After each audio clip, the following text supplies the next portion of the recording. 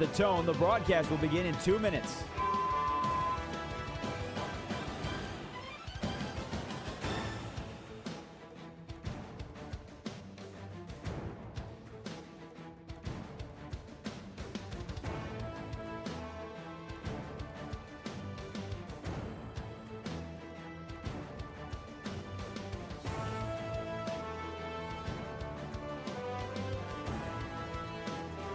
At the tone, the broadcast will begin in 1 minute, 30 seconds.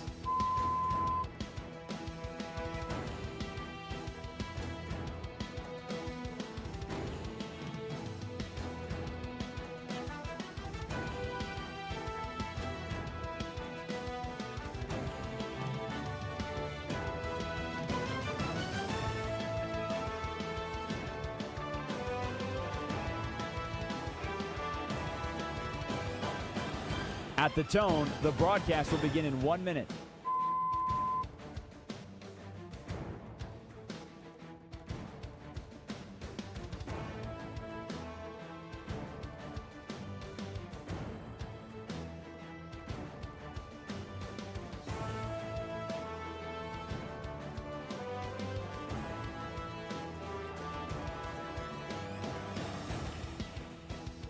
Stations, this is your final time check. At the tone, the broadcast will begin in 30 seconds.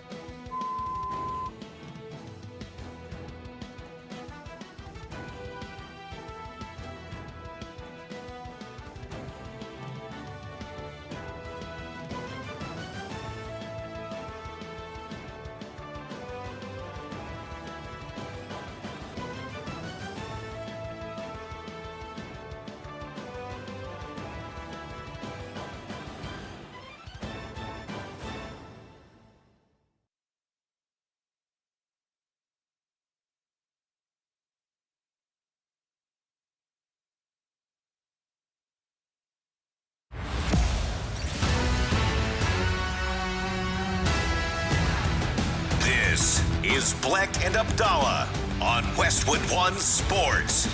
Here's Chris Bleck and Adam Abdalla. Welcome in to Bleck and Abdalla here on Westwood One Sports and the Westwood One Sports app. I'm Chris Bleck along with Adam Abdalla. You can listen to us on Sirius XM Channel 375 and all of our great radio affiliates around the country. Broadcasting live from Chicago each and every day. We're on the air until 3 Eastern. If you want to call or text us today, the call or text line, 310-840-4910. So we have this Sweet 16 set in the men's and the women's brackets of the NCAA tournament, Abdalla. And my takeaway from over the weekend and watching all the great basketball that we saw take place in both sides of the brackets and both tournaments is the one thing that is very obvious to me as we get things started here on a Monday. It feels like Cinderella is dead. That team, well, not the actual fictional character, but the comparison to what about college. The little mice? Yeah, well, they're fine. Okay. Little Gus, he's okay. Yeah. What about Gus? I would say the one thing to me is it is very obvious as of late in the last 2 years that when you get to the round of 16 and beyond in the NCAA tournament, you are dealing with teams that are the major conference teams, the blue bloods, the best of college basketball advancing on. And what we used to kind of celebrate with the NCAA tournament was all of those magical runs. I remember Valparaiso back in the day, right? Getting there on a buzzer beater and then getting to the Sweet 16. And teams like that, it feels as if, even though it's only recent history, the last 2 seasons are the only 2 times in college basketball history that no mid-major made the Sweet 16. The last 2 seasons, all 16 teams that got to the round of 16, they're all from major conferences. To me, it feels like it's more impactful than just 2 years, but it does feel like we have entered in a new landscape of college basketball where the tournament, first weekend, it's cute if you get a win or two from someone you didn't expect. But for the most part, the teams that are advancing to the next weekend, so next week, Sweet 16 and Elite 8, you're looking at teams that are major conference players. And I don't think there's anything wrong with that. Like, I think you still got the theater of the tournament. And you and I remember, and, you know, everybody listening still remembers the Loyola getting as far as they did and Northern Iowa getting as far as they did and, Butler making it to a national championship game. And those were fun. Those were fun runs. But then I look at the matchups for this coming week, for Thursday and for Friday. And I'm looking at Texas and Purdue. And Texas is an 11 seed. Texas is still a big program. And okay. They're an 11. They are an 11 seed. Well, I heard them on one of the various halftime shows throughout the tournament talking about the fact that it's they're an 11 seed. But have you seen their sports department? I understand that. The amount of money coming into Texas for Texas basketball. They're still an 11. I know they're not a mid-major, but they're an 11 seed. Okay, but it's Texas. Okay, Iowa's a 9. What are you talking about? Iowa's a 9 seed. They knocked off a 1 seed yesterday. It was a great game. They knocked off a 1 seed. So they're not a Cinderella team, but you're right. You're not High Point beat Wisconsin, which was cute. It was cute. Fun. It was a fun game. I like that story. But then they got crushed. Dead. Yeah, exactly. Dead. Exactly. So you get your moments early in the tournament. The first couple days, Thursday, Friday, but then NIL, and it's very easy to blame NIL, but that's what it is because you don't get players that would have stayed at these schools for 3 or 4 years where then they can come back and develop within a program because if you get a freshman that's at a school or a sophomore that's at a school, the second they're good, they get plucked to a better team. Yep. Because of NIL. Kentucky is out with a $22 million roster. And they're out. And when you look at the matchups for this coming week, who is going to complain about Texas and Purdue, Iowa, Nebraska, Arkansas, Arizona? How about this? St. John's and Duke, Michigan State and UConn, Tennessee and Iowa State, Alabama, Michigan. No one is going to complain about those games because those are the elite of the elite. No one is going to say, well, man, I really wish High Point would have made it further. I really wish there was a Cinderella story because the games are going to be better because of this. I think they are. Have all of the games been better? No, I'm saying the games now. There's been a lot of blowouts. The games now are going to be better. I mean, look, Michigan's a 10.5-point favorite because one of Alabama's players, had a lot of weed on him. Describe to us in the listening audience what a lot of weed is. In some places, Chris, 2.1 pounds of marijuana is considered personal use. It's a lot. It's considered personal use. In Alabama, it's not. It's you're moving product. It's at that not. Point. Yeah, you're moving a lot of product. And apparently, and cash is $400. Come on, guys. There's when was the last time you had $400 cash on you? Oh, come on. Actual cash. What day is it? Today is Monday. 3 days ago. Oh wow. Okay, all right. You're just walking saying, around man. You with never cash. know when you're gonna have to go to the dispensaria. Okay, all right. And clearly, Aiden Holloway was. Okay. All right. All right. My point is this. Weed expert Abdalla here on the show. My point is this. If you're going to do a drug bust and you're going to say he was found with 2 pounds of marijuana and cash, that cash needs to be substantial, not just $400. Yeah, I'm thinking $100,000. Yeah, right? When you say cash, I'm talking grands of money. $400 cash could literally be 4 bills. It'd be 4 single bills. Yeah. I mean, most people, I would assume, right now, not a lot of people are carrying around cash. No. I was kidding. I wasn't walking around with $400 a couple days ago. Oh, geez. But my point is that we've already started today's show with you lying to the audience. No, my point is that $400. When you say he's got 2 pounds of weed and cash, you're thinking that the dude's got a stack of money, or a bag with a dollar sign on it, yeah. He just robbed a bank. Yeah, I'm thinking of something out of Breaking Bad. Exactly. Right, where he has a storage locker of bills stacked up. Not $400. Not $400. Which what? could be a few 20s and a couple $100 bills. Now, let me also make sure that people understand. To me, $400 is a lot lot of money. It is. Oh, I'm not saying it's not. You're right. When I'm not you hear saying it's about not. drug busts, yeah. usually it's $20K. Yeah, exactly. It's like a substantial amount of money. Because I just heard cash, and I'm like, all right, a lot of money. And then I read the story, and it's like $400. I'm like, guys, come on. $400? Like, can we just say he was found with a lot of weed and keep the cash out of it? It just makes it sound bad when you say it was only $400. I want to hear from you today, though, on the call or text line at 310-840-4910. Do you think it's good for the tournament that we now are getting this result? That Cinderella is dead. The teams, the mid-majors that you used to root for to then get up against those big dogs in the NCAA tournament, essentially they're all wiped out in the first two rounds. That's it. And to Abdalla's credit, and to point it out that like there are teams from the big major conferences that are not seeded highly that are getting through the tournament. You know, you mentioned a team like Texas.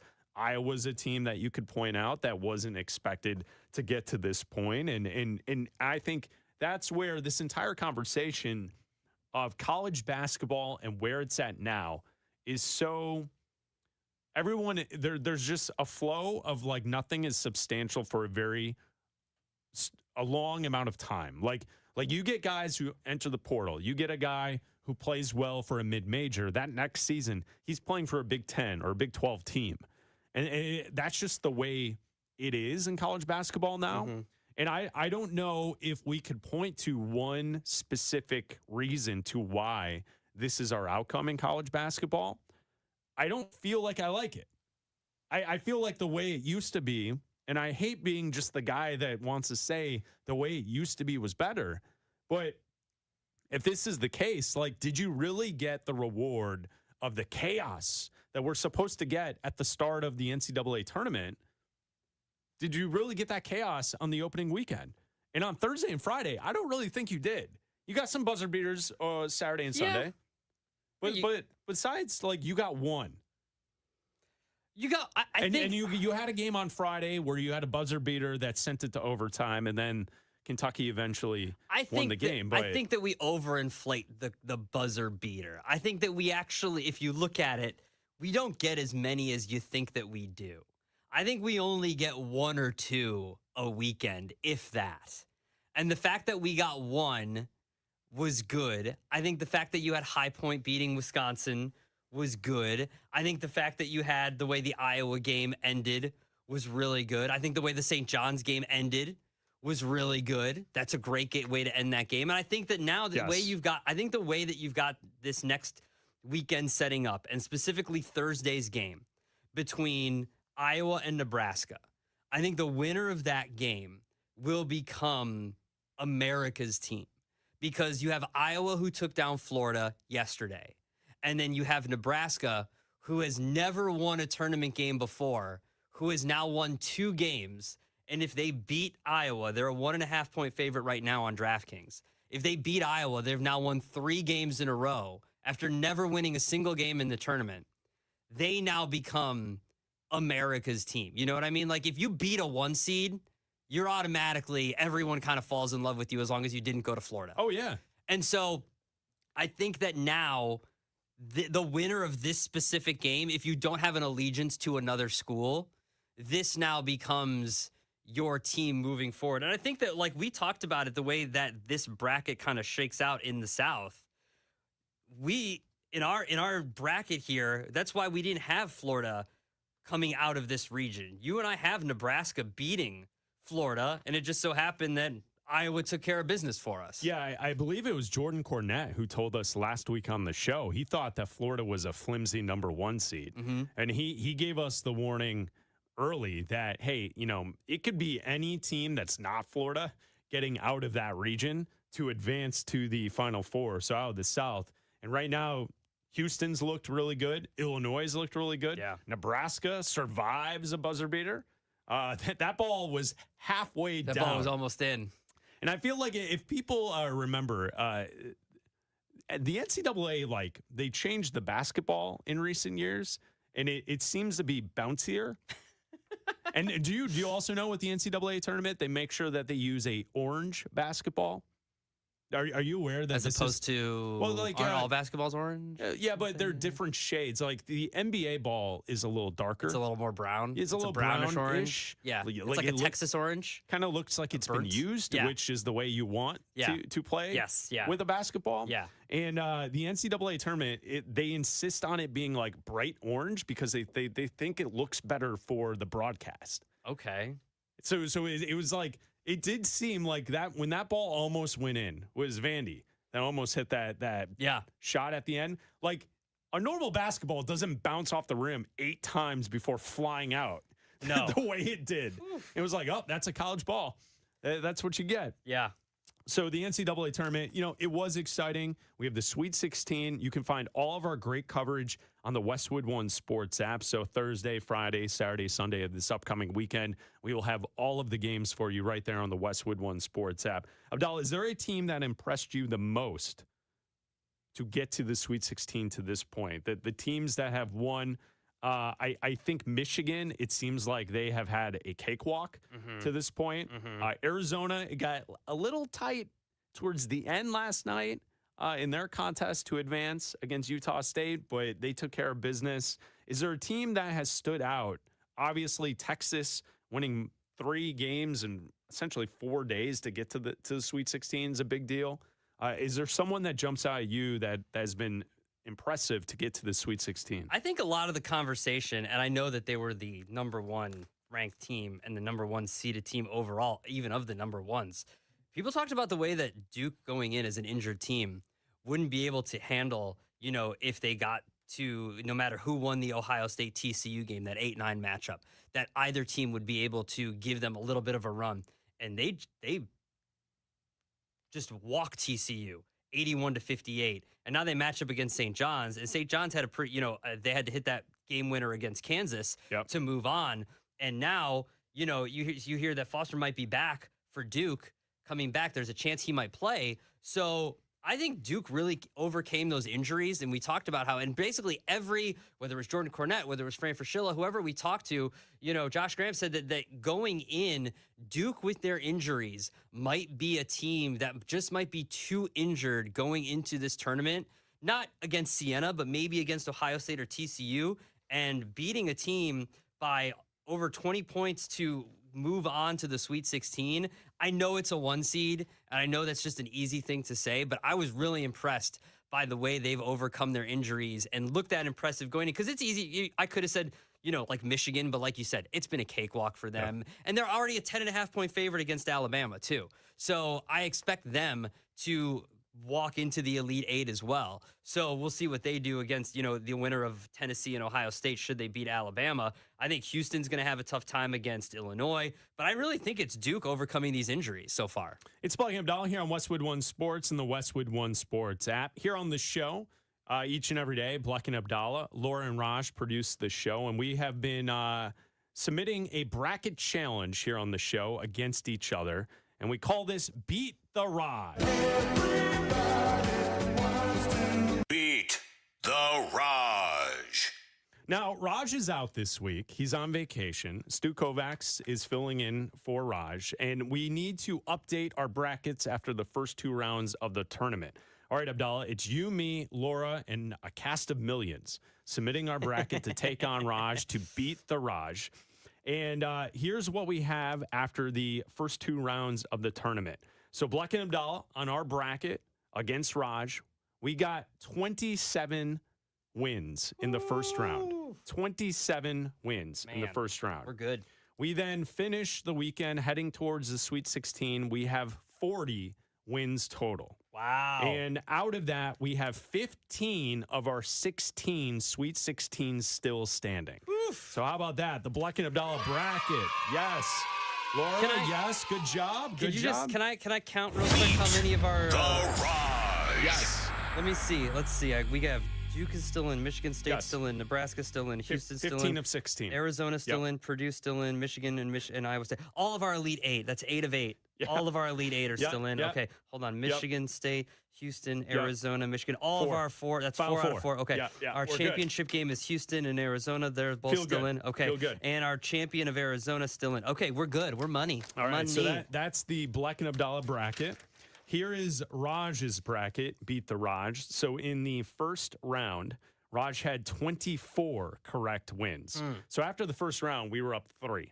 Okay. In the second round, to get to the Sweet 16, the total that Raj has is 34. We're at 40. Raj is at 34. Wow. And quite honestly, Raj is in. No, the They're booing Raj. Here's the situation that Raj has before him. He has 10 of 16 teams left in the Sweet 16. Oh, Raj. He also has Virginia getting to the championship game. Oh, no. And Virginia is knocked out. In fact, his Midwest bracket is completely busted because he had in the Elite Eight Texas Tech facing off against Virginia. Wow. And both of those teams are knocked out. Wow. He's definitely going to be, his hopes to beat Bleck Abdalla will be if Nebraska can get to the Final Four and if Duke can win the championship. That's what Raj has as far as trying to compete with Bleck Abdalla for Beat the Raj. So there you go. Beat the Raj. You know, Pretty it's early. good. It's early. 15 of 16 is pretty good. Nice job. It's early. It's early. It is early. It's early. But I think it might be safe to say we've beaten the Raj. Well, not yet. Not yet. Beat the Raj. I'm not saying, I'm just saying someone really wanted to take BYU. No, I know. If I didn't persuade you to put BYU in the Sweet 16, we would have 16 of 16 left standing. Although, who would have replaced them? I don't think we would have had Texas. No, we would have taken Gonzaga. Yeah. So we would have gone 15 of 16 we would have been either way. We would have been screwed anyway. Yeah. All right. Laura, good job. That's great. Look at our bracket. It's a nice bracket. Raj's bracket on the other side. He's going to need some help. Yeah. He's going to need Duke to win. That's the key. Yeah, if Duke wins it all, he might get it. There's a wide receiver in the NFL that just signed a record contract extension, the highest ever for a wide receiver. We'll tell you about that coming up next. DraftKings Sportsbook, the #1 sportsbook for live betting, is built for March. The tournament is unexpected rewards are guaranteed. DraftKings Sportsbook is delivering the most generous rewards in the market with DraftKings, the #1 sportsbook for live betting. You're not betting what might happen. You're betting on what's happening. New to DraftKings, bet just $5 and get $200 in bonus bets instantly. Download the DraftKings Sportsbook app now and use code B&A. That's code B&A for Bleck and Abdalla. And turn $5 into $200 in bonus bets instantly. In partnership with DraftKings, the crown is yours. Gambling problem? Call 1-800-GAMBLER or 1-800-MY-RESET. New York, call 877-HOPE-NY or text HOPE-NY. Connecticut, call 888-789-7777 or visit ccpg.org. On behalf of Boot Hill Casino in Kansas, wager tax pass-through may apply in Illinois. Must be 21 plus in most states. Void in Ontario. Restrictions apply. Bonus bets are non-cash credits that apply 7 days after issuance. For additional terms and responsible gaming resources, see sportsbook.draftkings.com/promos. Limited time offer ends April 5th, 2026. Your home for the NFL playoffs and Super Bowl 60. The NFL on Westwood One Sports.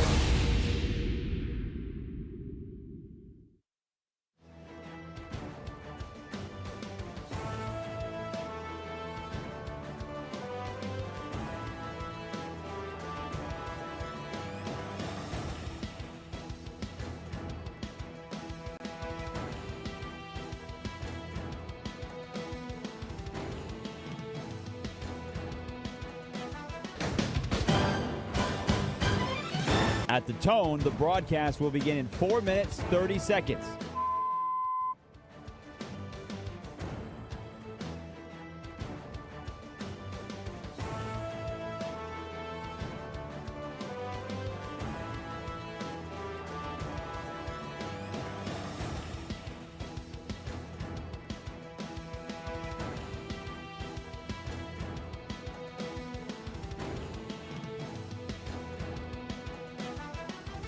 At the tone, the broadcast will begin in 4 minutes.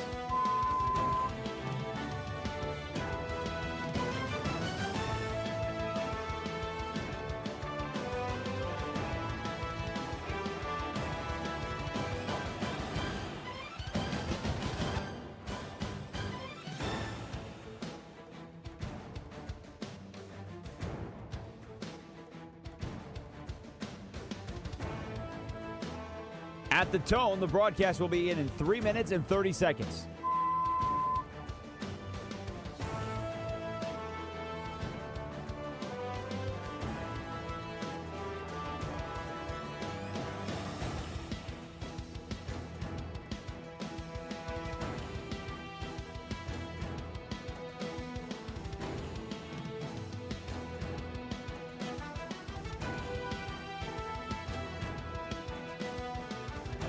At the tone, the broadcast will begin in 3 minutes.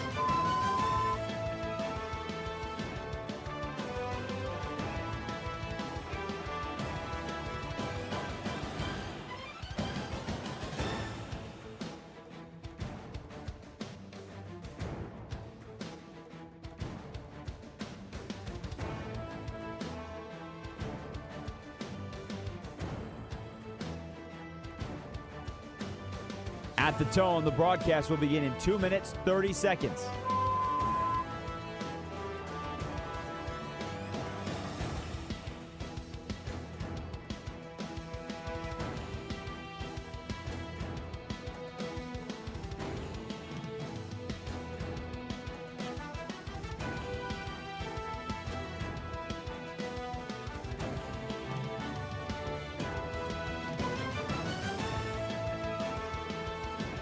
At the tone, the broadcast will begin in 2 minutes.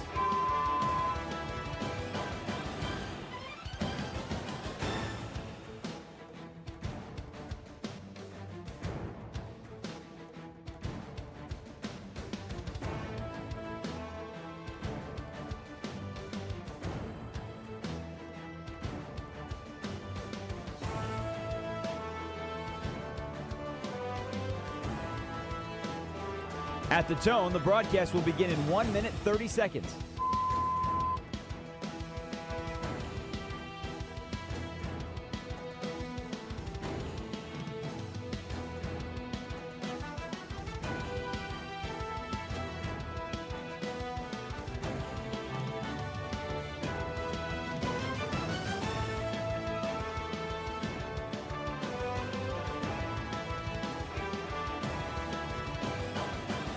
At the tone, the broadcast will begin in 1 minute.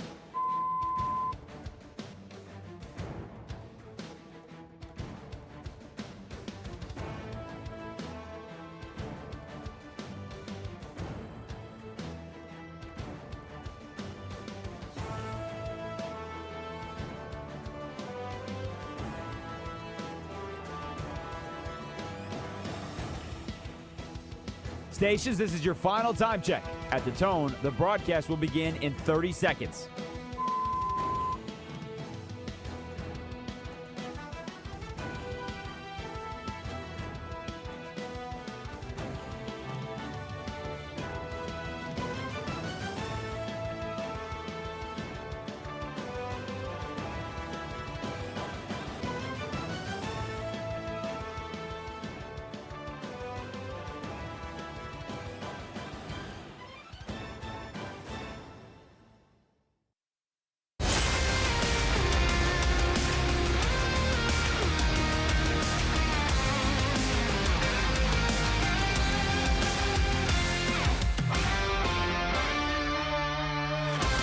This is Bleck and Abdalla on Westwood One Sports. Here's Chris Bleck and Adam Abdalla.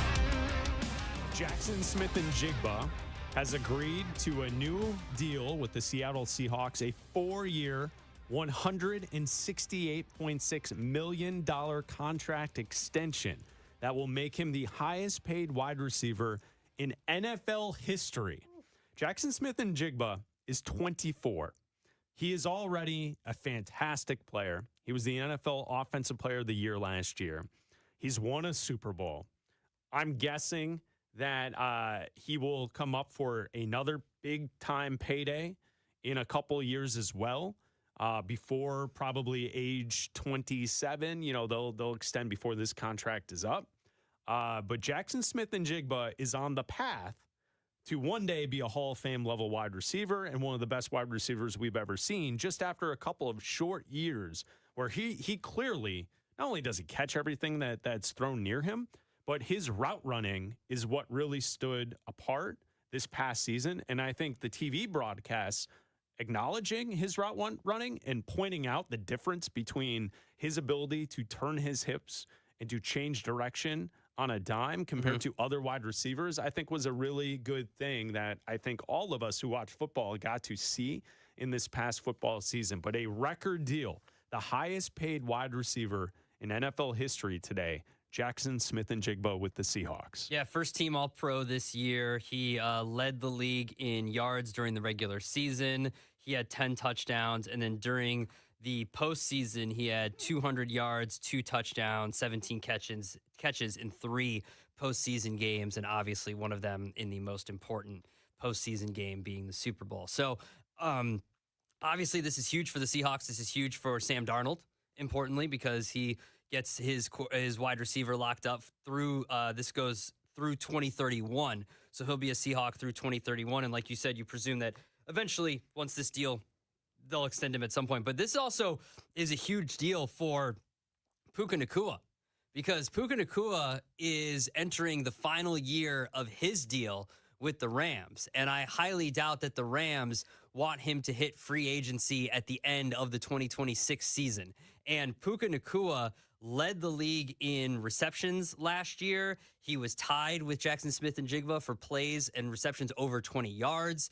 He is a great wide receiver, as well as Jackson Smith-Njigba is. And if you go by Pro Football Focus, he is graded, Puka Nacua is, as the number 1 player in the NFL. So not only does this reset the market for wide receivers, but you have another wide receiver who is probably going to reset the market again when he gets his deal, because Puka Nacua and his agent are looking up at this deal and saying, okay, well, price just went up because I want to be the highest paid wide receiver in the league, because I'm just as valuable, if not more valuable, to my team as Jackson Smith-Njigba is to the Seattle Seahawks. Because if you want me around past this year, after Matthew Stafford retires and you whatever you want to do with your next quarterback situation, you got to pay me like I'm more valuable than Jackson Smith-Njigba. Well, who is? I think you could argue they're both 1 and 1A. Yeah.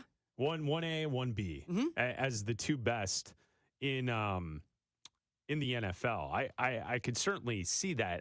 I do think when you look at the way Seattle has built their team and built their offense, it does feel a bit backwards, because usually the record-setting deal goes to the quarterback.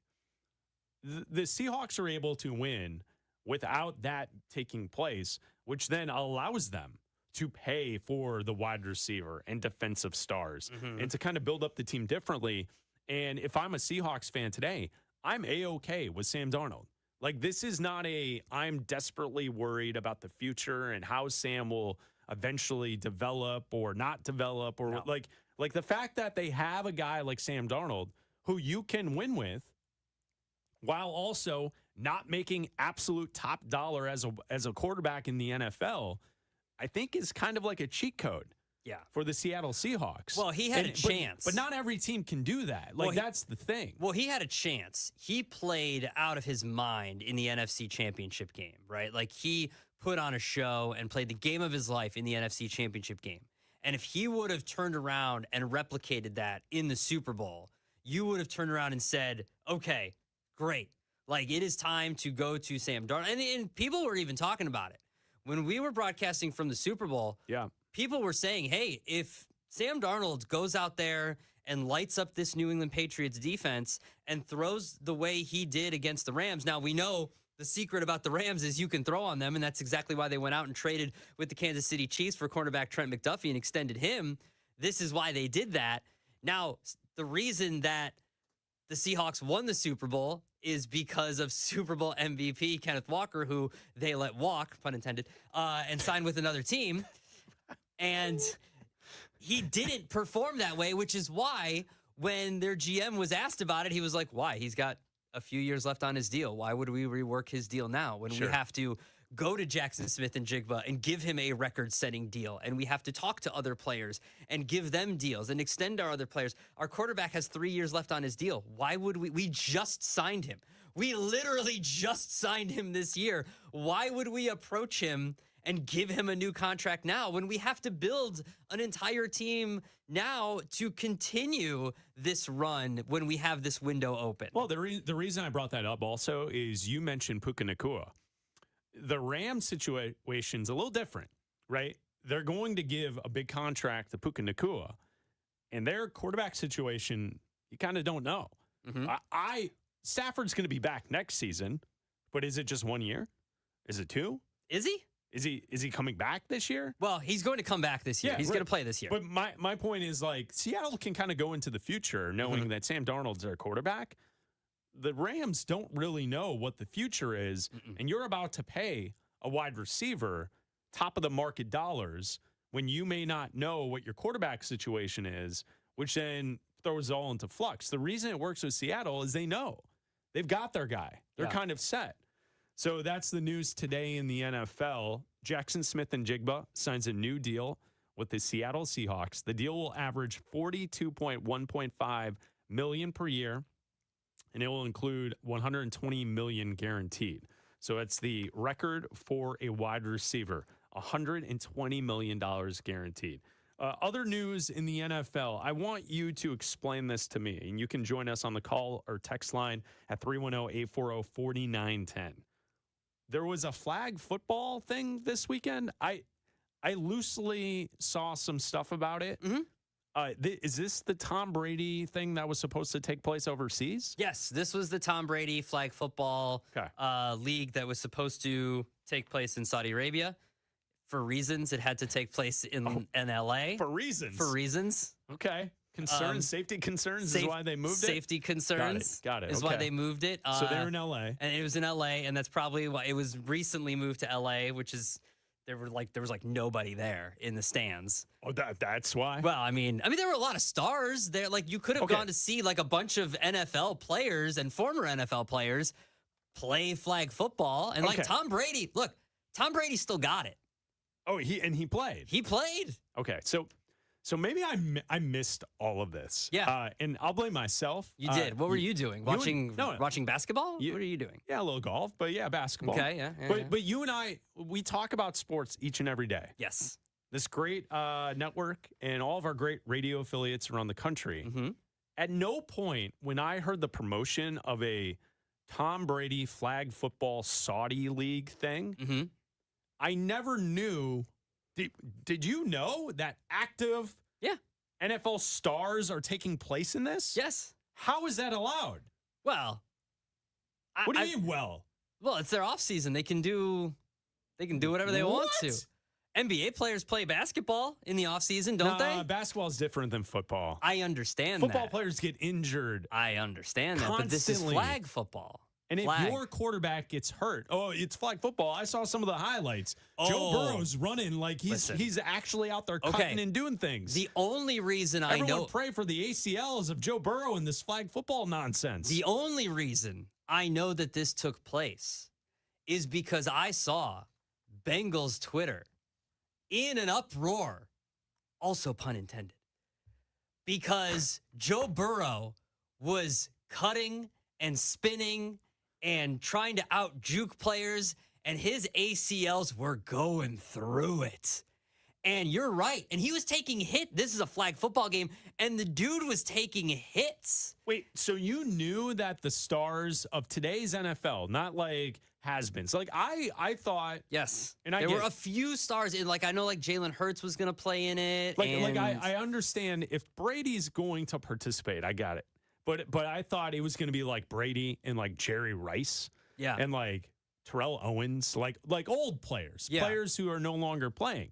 So active NFL, how are the NFL teams allowing this? That's the question. That's why Bengals Twitter was in a tizzy, because they were upset that like Joe Burrow was out here. I totally understand with his. I agree.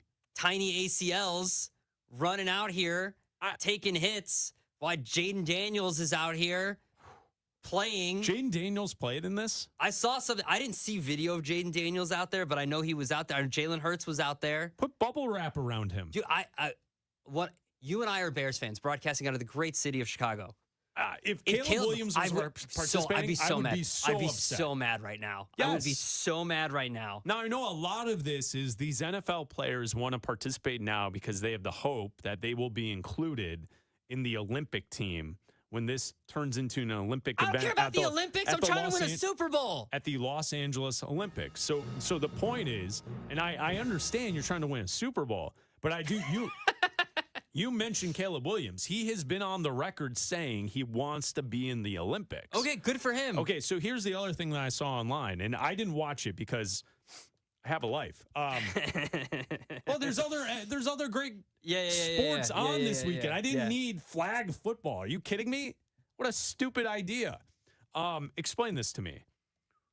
For those who are participating, I saw a lot of chatter online suggesting that the non-NFL flag football playing players were actually outplaying the NFL players. Yeah, they didn't. Because they're actually good at this. They're like better at the flag football. Oh yeah, like I'm watching Jaden Daniels. He threw a touchdown pass to Odell Beckham Jr. and OBJ made the catch. Like he made the OBJ catch. Catching a pass from Jaden Daniels. What do you mean he made the OBJ catch? Like, he did his signature catch. So this is scripted? It's like wrestling? No.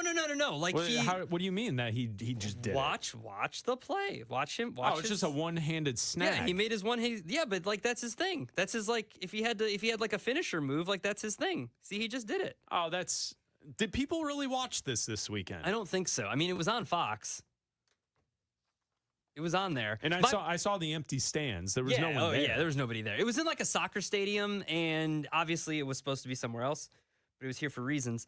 And nobody went. You could have sat for reasons. You could have sat anywhere you wanted to.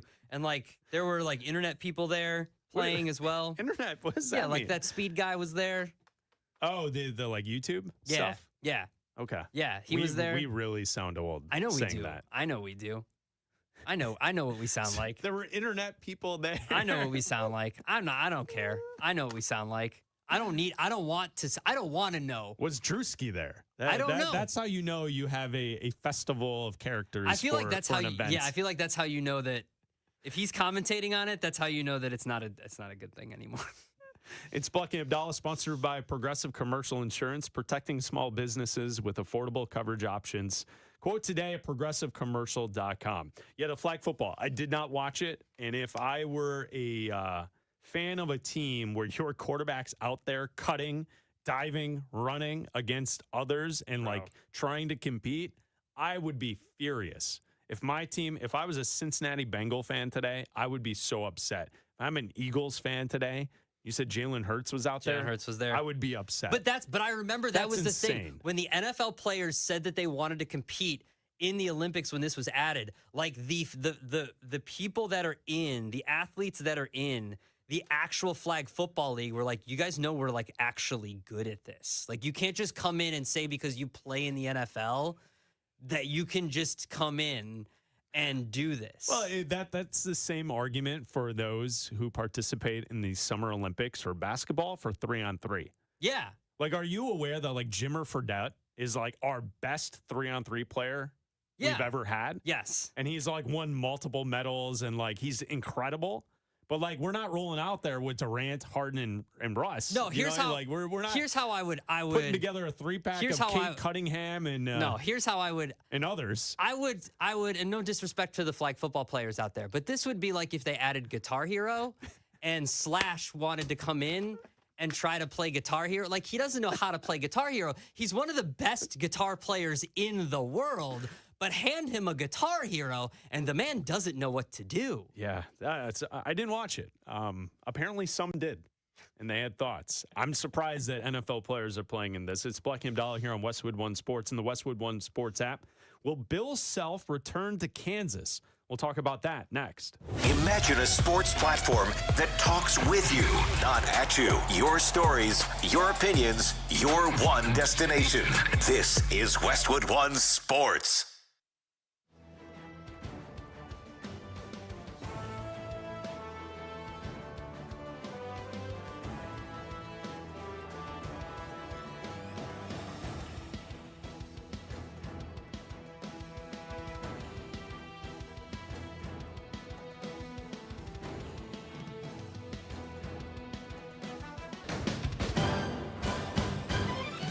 At the tone, the broadcast will begin in 4 minutes, 30 seconds.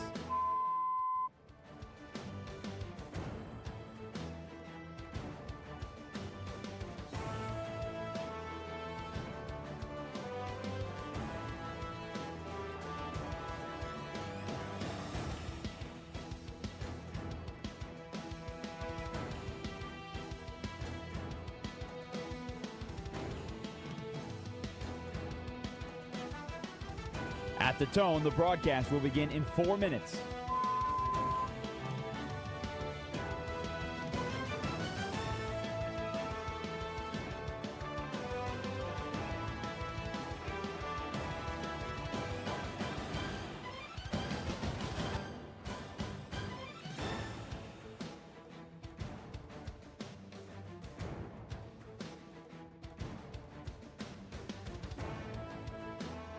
At the tone, the broadcast will begin in 3 minutes and 30 seconds.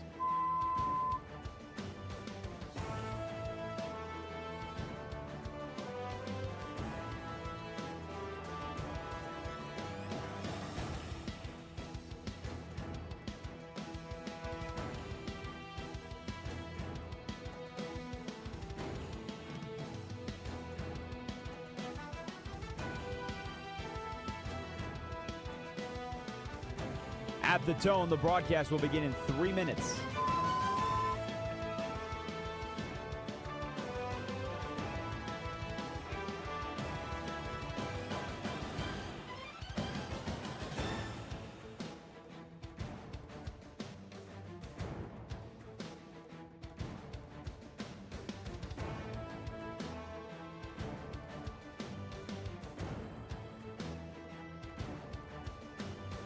At the tone, the broadcast will begin in 2 minutes, 30 seconds.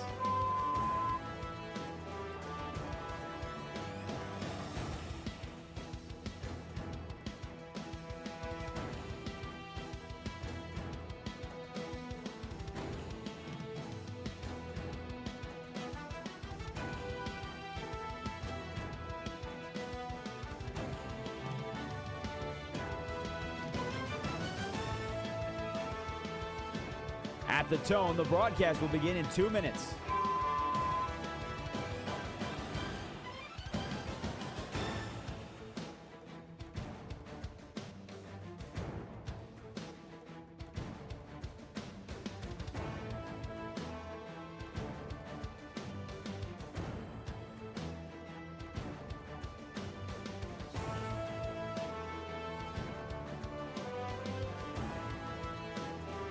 At the tone, the broadcast will begin in 1 minute, 30 seconds.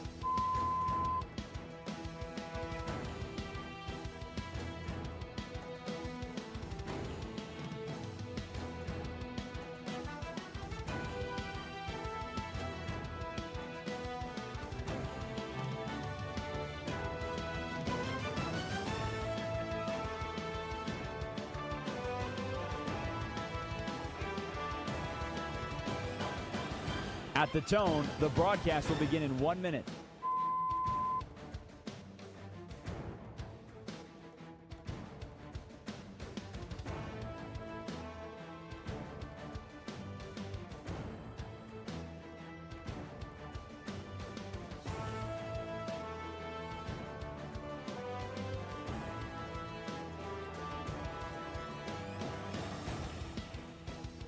Stations, this is your final time check. At the tone, the broadcast will begin in 30 seconds.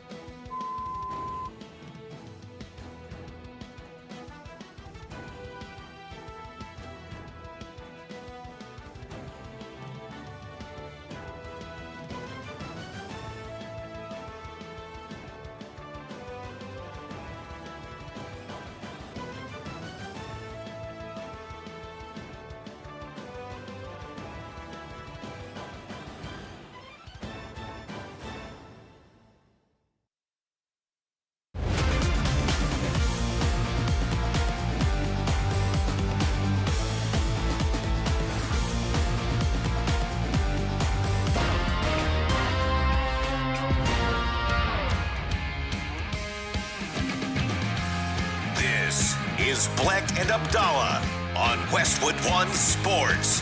Here's Chris Bleck and Adam Abdalla. In the NCAA tournament, St. John's beat Kansas at the end, 67-65, and the Kansas Jayhawks, the 4th seed in the East region, they're going home. And Bill Self, after the game, Abdalla, was kind of, he didn't commit to saying that he actually will be back next season for the Kansas Jayhawks. Bill Self, one of the best coaches in the country. Could this be it at Kansas? It would be his decision. Mm-hmm. Although in the last couple of years, Kansas has struggled to get to the Sweet 16, and they haven't won at a high level in a few seasons. So especially even winning the Big 12 as of late. So Bill Self in Kansas, they go home. St. John's heads to the Sweet 16. They'll face off against Duke.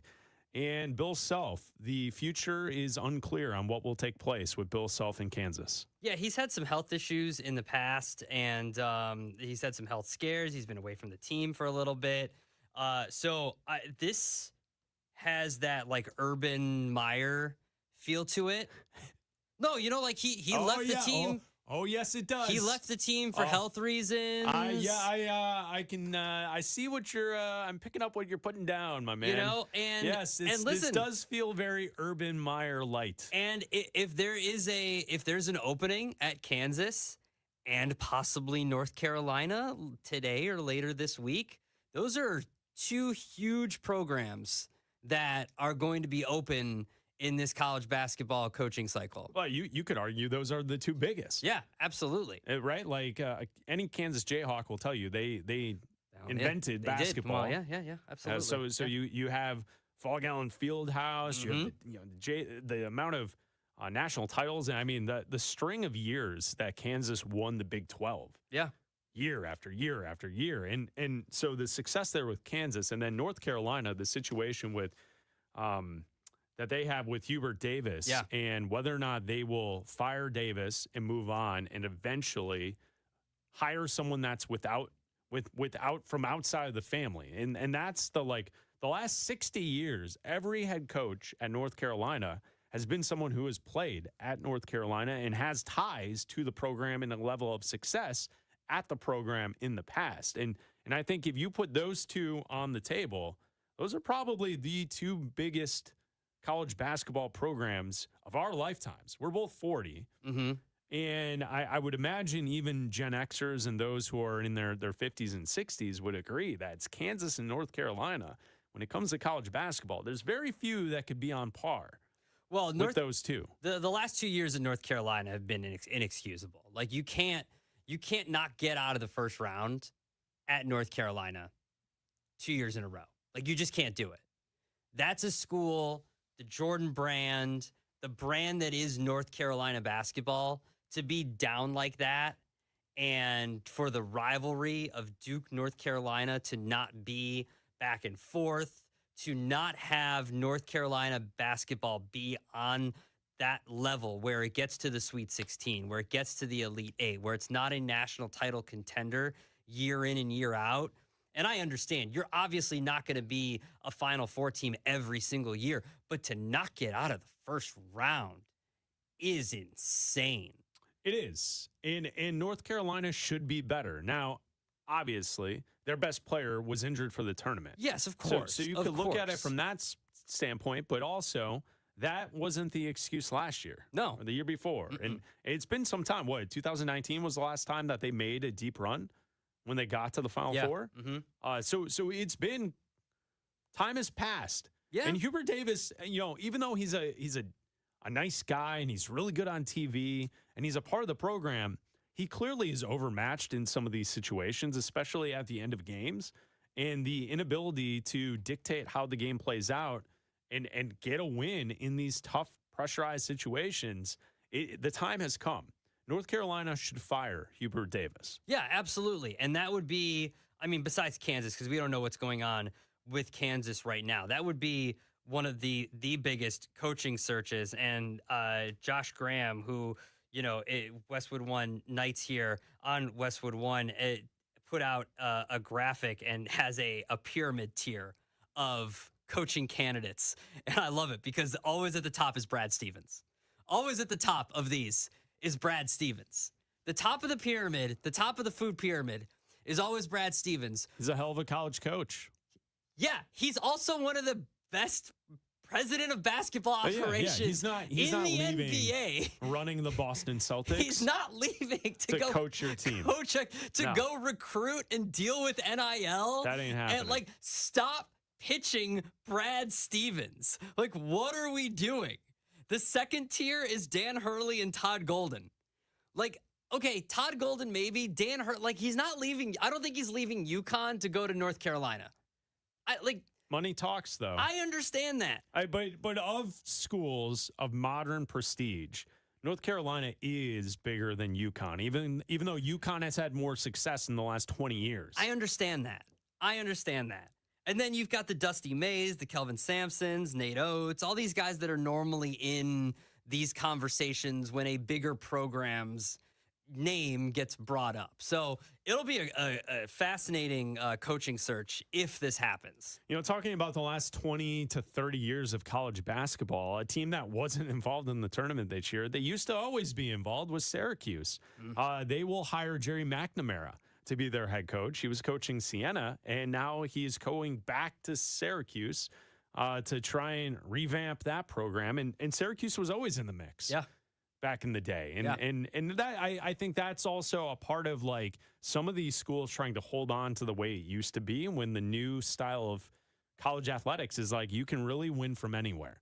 Any team in any conference, anywhere. As long as you have a little cash from the university, like Nebraska. They're not a basketball school, but boom, Fred Hoiberg now is having some success. They're in the Sweet 16, so you can kind of do it anywhere. Well, yeah, and what we're seeing now is the way, we started the hour is you can win from anywhere, but you can't really make a run deep into the tournament like you used to be able to because the Cinderella stories is gone because of that. You have to be able to have an influx of money. So if Syracuse can get an influx of cash they're a basketball school. They've got nothing else. Put the cash into the basketball school and help out the new head coach, for God's sake. Abdalla, Come on. Listening coast to coast, they've got broadcasters. Come on. They will tell you first and foremost that they have broadcasters, sir. Tarico, put some money in there. Costas, yeah, the whole mix. A new mock draft from Todd McShay has been released. We'll talk NFL draft next. This is Westwood One Sports.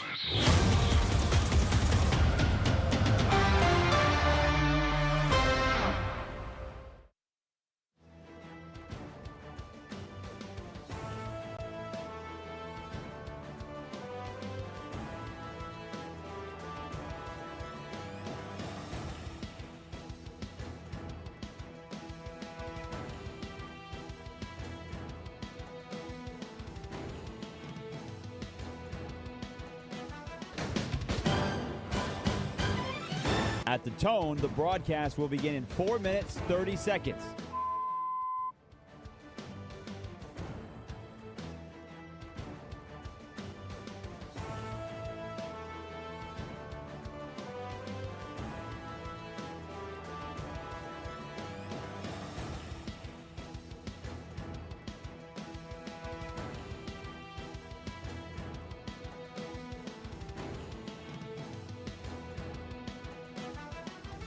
At the tone, the broadcast will begin in 4 minutes.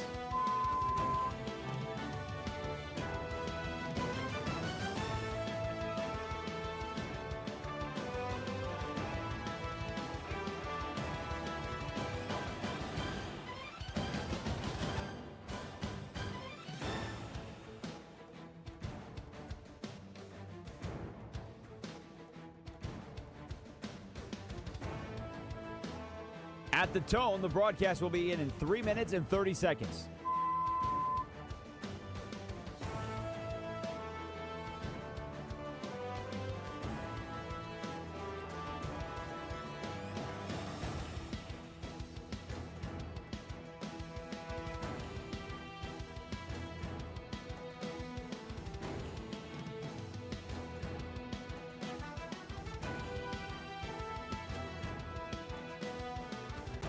At the tone, the broadcast will begin in 3 minutes.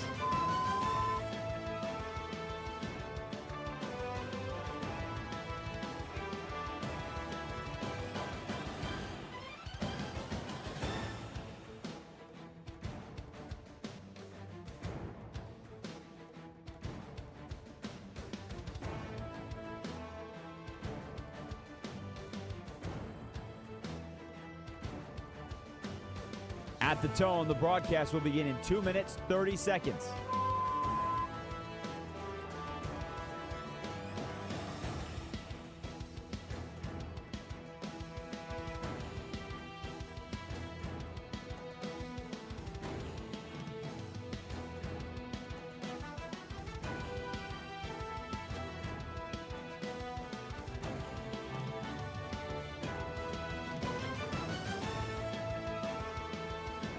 At the tone, the broadcast will begin in 2 minutes.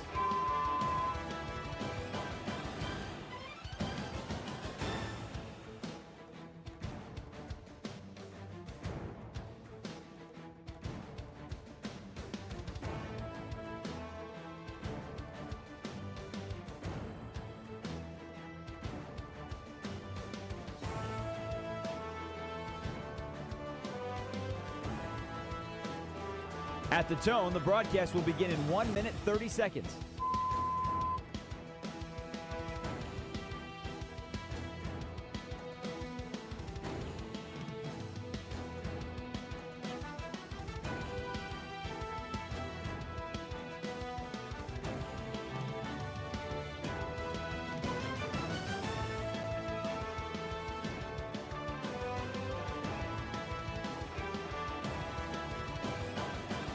At the tone, the broadcast will begin in 1 minute.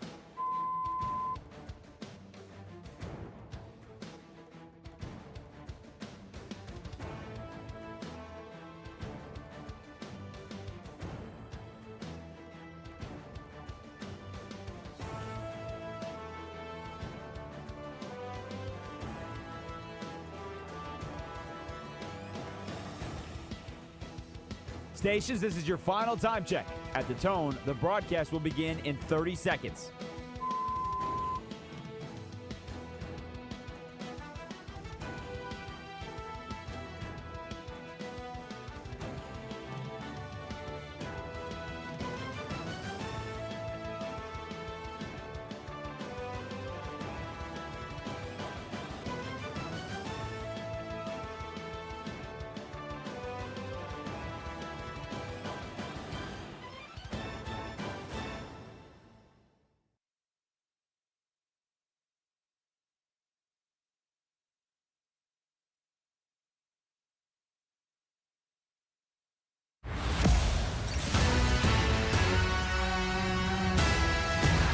This is Bleck and Abdalla on Westwood One Sports. Here's Chris Bleck and Adam Abdalla. That's right. It's Bleck and Abdalla here on Westwood One Sports and the Westwood One Sports app, Sirius XM Channel 375, and all of our great radio affiliates around the country. I'm Chris Bleck along with Adam Abdalla, broadcasting live from downtown Chicago. We're on the air until 3 Eastern. You can call or text us at 310-840-4910. How about this, Abdalla? This is good to say. I love this. Soak this in. Ready? We are officially 1 month away from the NFL draft. The NFL draft will take place in Pittsburgh this season, and the draft is 1 month away as the football conversation continues, and we love talking about the NFL draft. I saw a new mock draft from Todd McShay today. We brought you 2 last week. And there's a couple of things that stand out from seeing all the different mock drafts. One, it's whether or not there will be more than one quarterback that goes in the first round. And we've seen different opinions on that. Mel Kiper last week on ESPN had 2 quarterbacks in the first round.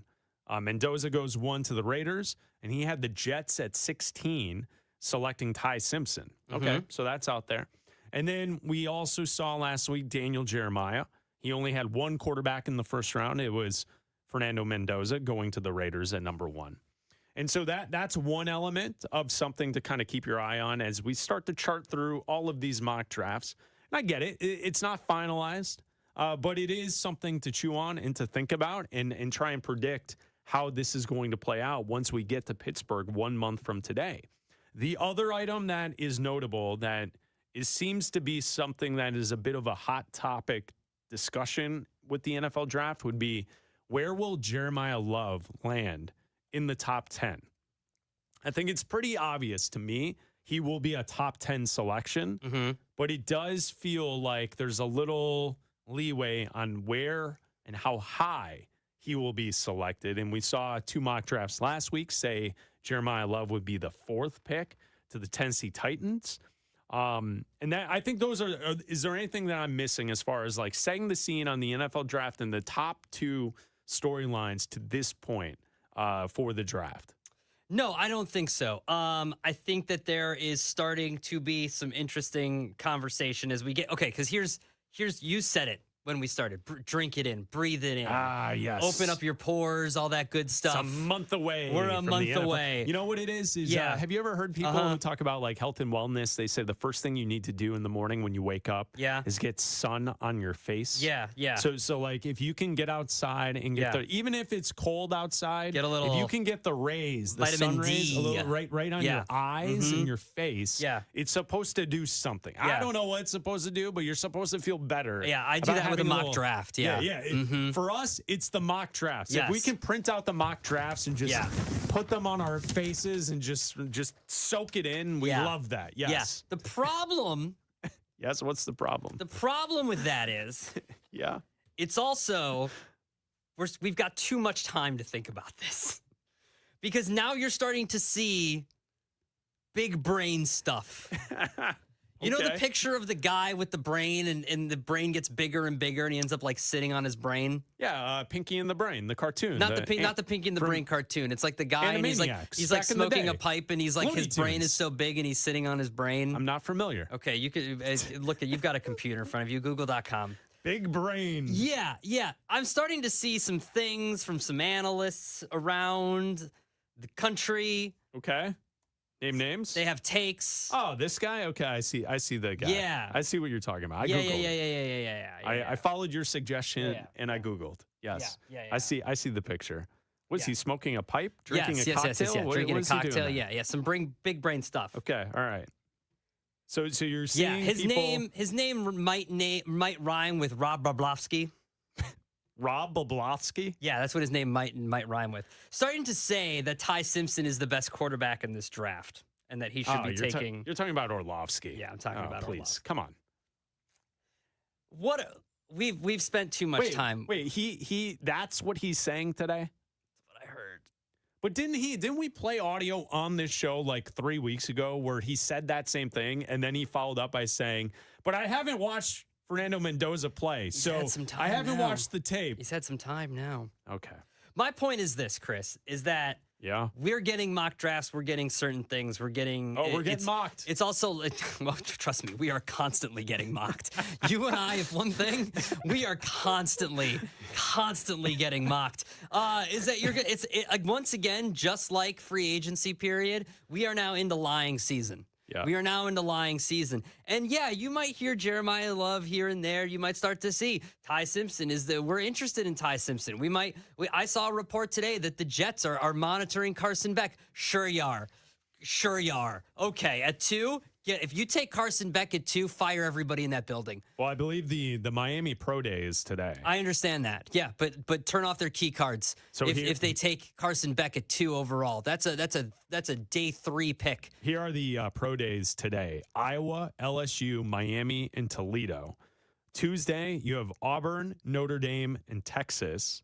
Mm-hmm. Wednesday, Alabama, Arizona, Ohio State, Texas A&M. Okay. Thursday, Texas Tech. Friday, Arizona State. Okay. So those are the pro days this week. So today, Miami, Carson Beck throws. Yes, I did see that same story suggesting that the Jets are interested. It wouldn't be at 2. No, it better not be at 2. Hopefully it's not at 16 either. I hope it's not at 16 either. I hope it's sometime in the 2nd round or maybe even the 3rd round. But I understand where the Jeremiah Love is coming from. If you don't think he's going to be there past the 10th overall pick, if you want him at where Todd McShay has him at number 5 to the New York Giants, we've seen him at number 4 to the Tennessee Titans. You know, the belief is that Kansas City didn't think he'd be there at 9, and that's why they signed Kenneth Walker to a huge deal, and that's what they chose to do. So if that's what you believe, then fine, take him that high. Wouldn't be something I would do if I was the GM of a team. But if he's going to be as good as you think he does, as good as you think your scouts believe, then by all means, do what you want to with your selection. Yeah, I mean, that's it's so when we look at the mock draft from Todd McShay today, it was released on the Ringers website. McShay's 3.0 mock draft. So he has Fernando Mendoza going number 1. Everyone has Mendoza going number 1. That's the lock. The Raiders are going to take Mendoza number 1. And number 2 with the Jets, he has Arvell Reese selected, the edge rusher from Ohio State, going to the Jets. Number 3 with the Cardinals, Francis Mauigoa, the offensive tackle from Miami, is selected to go there. We've seen that in a couple of spots as well. So today with the Miami Pro Day, we'll see how Mauigoa performs. At 4, this is where we have yet to see this in a lot of different spots. The Titans don't go with Jeremiah Love. They go with Reuben Bain Jr., the edge rusher from Miami. I like that. That makes sense. Yes. For the Tennessee Titans. But then at 5, the New York Giants then select running back Jeremiah Love from Notre Dame. So even though in the other mocks that we've talked about here on the show, Love going 4, it seems to be the common theme. Todd McShay has Jeremiah Love going 5th to the New York Giants.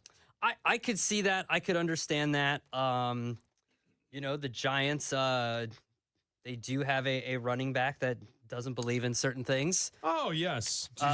Should we do that here? Or should we get to that after? No, why not? Let's do that right now. Well, finish your thought on Jeremiah Love. I think that Jeremiah Love is an extremely talented running back. He did great things while at Notre Dame. I think that his offensive line did him a lot of favors, and I believe that when you have a great offensive line, that your running back can do great things. That's what I would be doing if I were the New York Giants. I would be stocking up when you're not a good team. And if you're picking in the top 5, top 6, top 10, usually you're not a good team unless you're a team that just had a bad year like the Kansas City Chiefs did. Sometimes you just have a bad year. You've got injuries. You just have an off year. The Giants aren't that case. The Giants are still in this rebuild mode. They're obviously bringing in a new head coach in John Harbaugh. I would not be drafting a running back there. I would be stocking up on defensive line, on offensive line. Yeah. I would be looking to add pieces there, especially when you have a running back that you kind of like in Cam Scatterbo. So I would be adding there as opposed to other positions where I already have players in that spot. So I wouldn't be adding Jeremiah Love. I wouldn't just because he's high on my board, I wouldn't be taking him. Yeah, it's more about the value of the position. You and I both don't think that the running back is worthy of being selected that high unless you're selecting someone who will be a Hall of Fame player. Yeah. If he's going to be a Hall of Fame player, you take the player. No Sure. doubt. Sure. That's what our argument on this is not against. Our argument on this is that do you expect to give this player a second and third contract? And if that's not necessarily the case because they're running backs, you kind of use them up and then you kind of go to the next. They're a bit disposable. Unfortunately, that's the way, you kind of look at it as far as team building goes. I just wouldn't use a pick that high for a running back. The other notables from McShay's mock draft released today on the Ringers website is that there is only one quarterback in the first round. Yeah. And that's Fernando Mendoza. So outside of that, one quarterback goes, and then he has Jeremiah Love falling, but going to 5th overall. And that's on the Ringers website. Todd McShay, one of the best that does this, breaking down the NFL draft. And we love mock draft season, and we love talking about the NFL draft. Bleck Abdalla here on Westwood One Sports and the Westwood One Sports app. All right, so over the weekend, Giants running back Cam Scatterbo had to apologize for comments made during a recent interview on a podcast about CTE. Here is Cam Scatterbo on the Bring the Juice podcast. That I used to put my brother's pads on and run in telephone poles. I don't remember, but Don't remember much. could be the reason why I don't remember. Do you think CTE is a real thing? No, I don't think so either. it's an excuse. I think asthma's an excuse too. Yeah. Is that a hot take? No, that's a good That's take. valid. Yes, asthma's fake. Is there anything worse than when you're in 4th grade, someone's huffing and puffing? I have asthma. You're just soft. Yeah, just literally Be better. breathe the air. So that was the Bring the Juice podcast.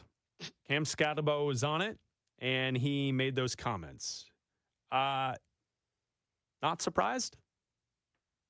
If you gave me a list of NFL players, and what you could project out their thoughts on things, if we were playing match game, this one seems to line up perfectly.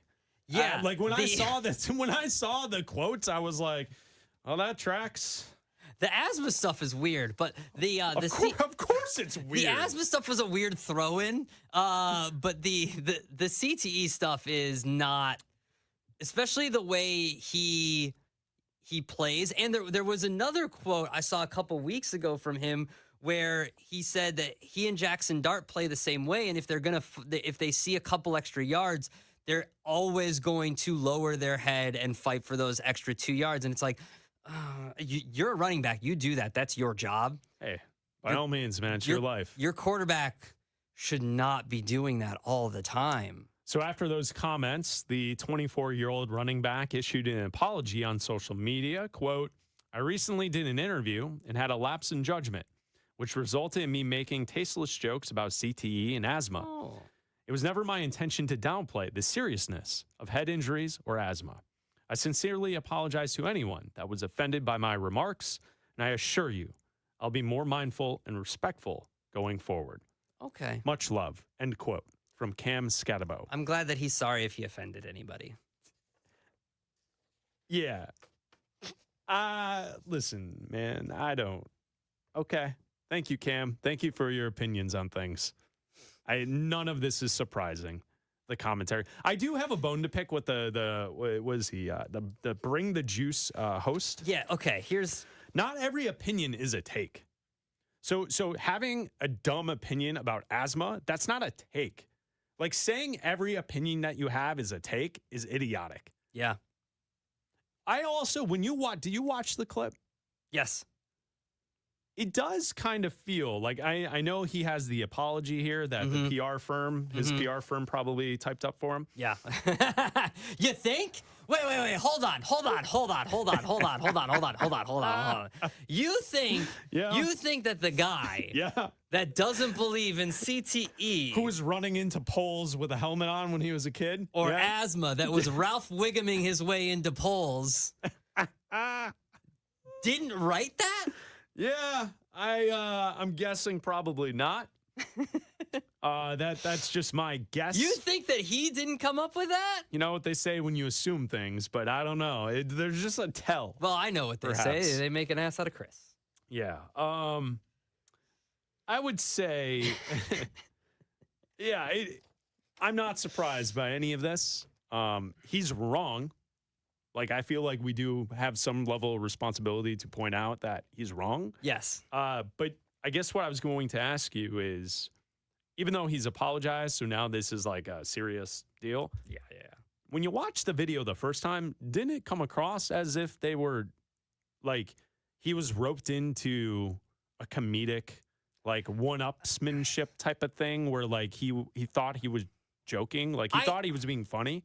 Okay, so first of all, these comments were made like a couple weeks ago, if I'm not mistaken. Like, this isn't something he said like over the weekend. The apology was made over the weekend. I feel like I saw this. Yeah, the ESPN article says that the podcast was posted in a recent interview. Yeah, so I feel like it was a couple weeks ago, and then it was during free agency.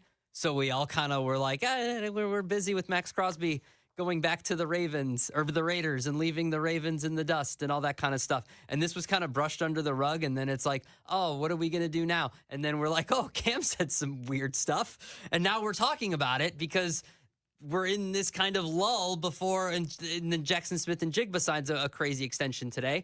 So, and now we've got this. So I feel like this is just kind of, we're looking for something because this happened a while ago and then we found it and now he's apologizing for it. But I agree with you. And then I also feel like the Giants found this and then they erased Jeremiah Love lower and moved and wrote him up a little bit higher on their draft board after seeing this because they might need a new running back soon because their running back is running into poles for fun. I mean, but didn't it come across to you like two guys who are bad at improv trying to be funny? Yes. Yeah, it kind of did. It kind of did. But like I also it felt very forced comedy-esque. I don't know how else to describe it. Like Like they were trying to do comedy, but they were failing at it. But because he's an NFL player, people are taking him seriously. And quite honestly, his apology that was typed up, it doesn't mention anything about, it just says it was never his intention to downplay the seriousness. So it's not like I feel like an easy out would have been like, hey, we were joking. This is a comedy podcast. It's the Bring the Juice podcast. I was trying to be funny. Yeah, just say, hey guys, we were joking around. I didn't mean to offend anybody. These are his real thoughts. So that's not the case. Apparently, this is really what Cam Scatabo thinks about CTE, which is not great. Especially if you're a running back who lowers their head all the time to get an extra yard or two. The call or text line here on Bleck Abdalla is 310-840-4910. You can text us your thoughts on that situation. Also, we've been talking about the NCAA tournament. Is Cinderella dead? Is the tournament now just big dogs? And the way it's played now, do you enjoy the way the tournament is structured, where essentially the mid-majors don't make it to the Sweet 16? You can always text that line at 310-840-4910. Coming up next, which wide receiver would you rather have to build your team around? Jackson Smith-Njigba or Puka Nacua? We'll talk about that next. Every March, the tournament delivers the unexpected. This year, DraftKings Sportsbook is leaning into the chaos with Mystery Reward. When you're set to place your bet, just select your mystery token in the bet slip and use cash or DK dollars to lock it in. Opt in today at DraftKings Sportsbook. Download the DraftKings Sportsbook app now and use code B&A. That's code B&A for Bleck and Abdalla to opt in and claim your mystery reward at DraftKings Sportsbook. In partnership with DraftKings Sportsbook, the crown is yours. Gambling problem? Call 1-800-GAMBLER or 1-800-MY-RESET. New York, call 877-8-HOPE-NY or text HOPE-NY. Connecticut, call 888-789-7777 or visit ccpg.org. On behalf of Boot Hill Casino in Kansas, wager tax pass-through may apply in Illinois. Must be 21 plus in most states. Void in Ontario. Restrictions apply. One reward per customer. Rewards vary and expire at the end of the final college basketball game. Each tourney round when offered. See terms at sportsbook.draftkings.com/promos for more details. Westwood One. We love sports. We love to laugh. We love hearing from you. Talking sports with you, not at you. This is Westwood One Sports.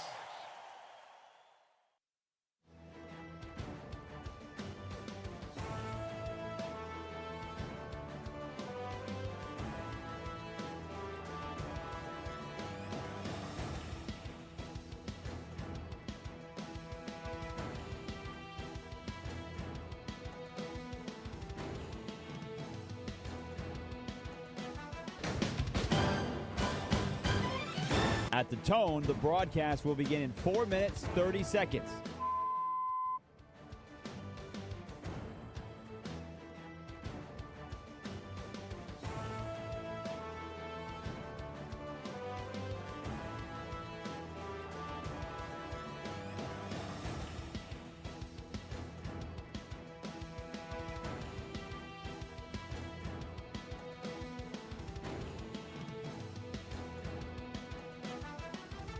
At the tone, the broadcast will begin in 4 minutes.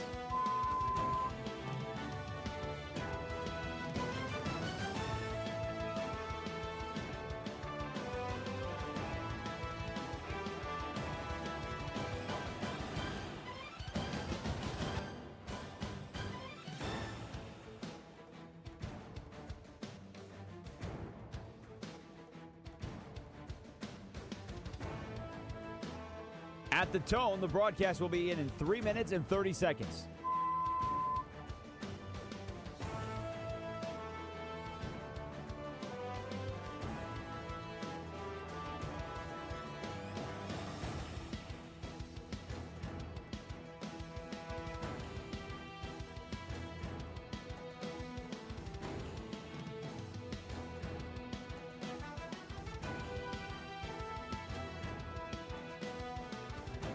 At the tone, the broadcast will begin in 3 minutes.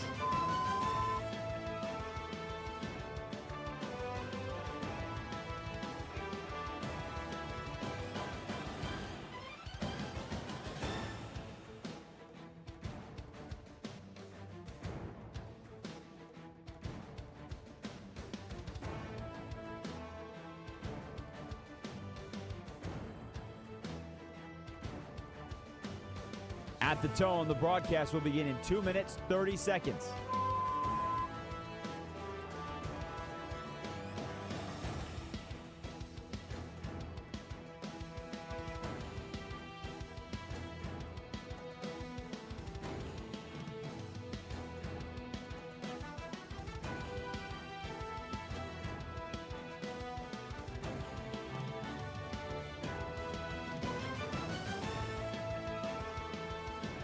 At the tone, the broadcast will begin in 2 minutes.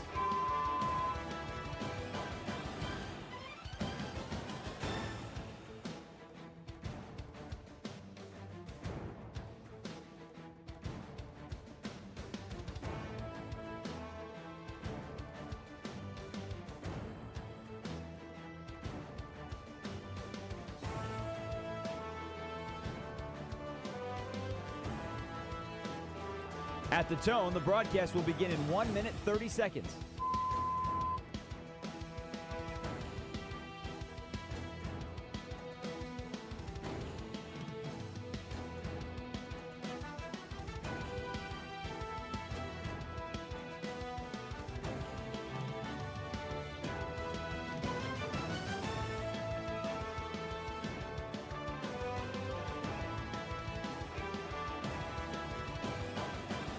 At the tone, the broadcast will begin in 1 minute.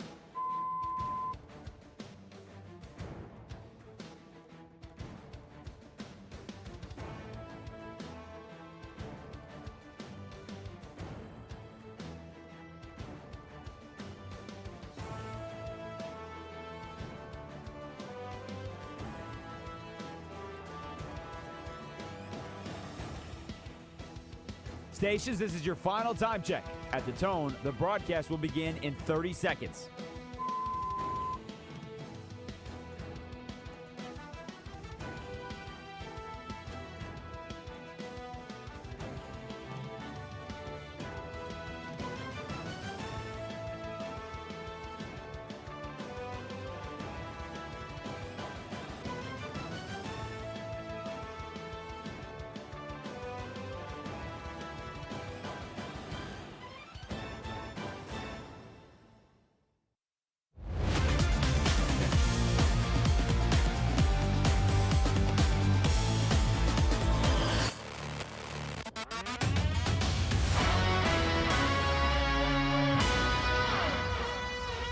This is Bleck and Abdalla on Westwood One Sports.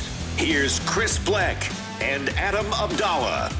Make sure you download the podcast on Apple, Spotify, and Odyssey. Also, like and subscribe to our YouTube channel. You can watch the show live each and every day on our YouTube channel, Bleck and Abdalla Show.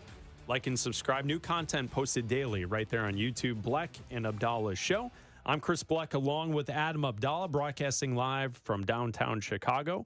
Each Monday at this time, we go one-on-one with Raj. Raj is out this week on vacation. Stu Kovacs is in for Raj, and he's broadcasting live from New Jersey. What's up, Stu? How we doing, guys? Yeah, this has been a fun time with college basketball in full swing. Absolutely. Welcome aboard. Welcome to the Bleck and Abdalla Show. Yes. If there's anything you need us to do to make you feel comfortable, just let us know. Okay, On the Bleck I and appreciate Abdalla that. Show. Thank you. Time to go one-on-one. What do you have for us, Stu? All right, obviously we talked about the JSN, the big contract extension that he signed with the Seahawks, and what it could mean for Puka Nacua with his deal running out soon as well. So which wide receiver would you rather have to build your team around, JSN or Puka? Bleck? All right, so I think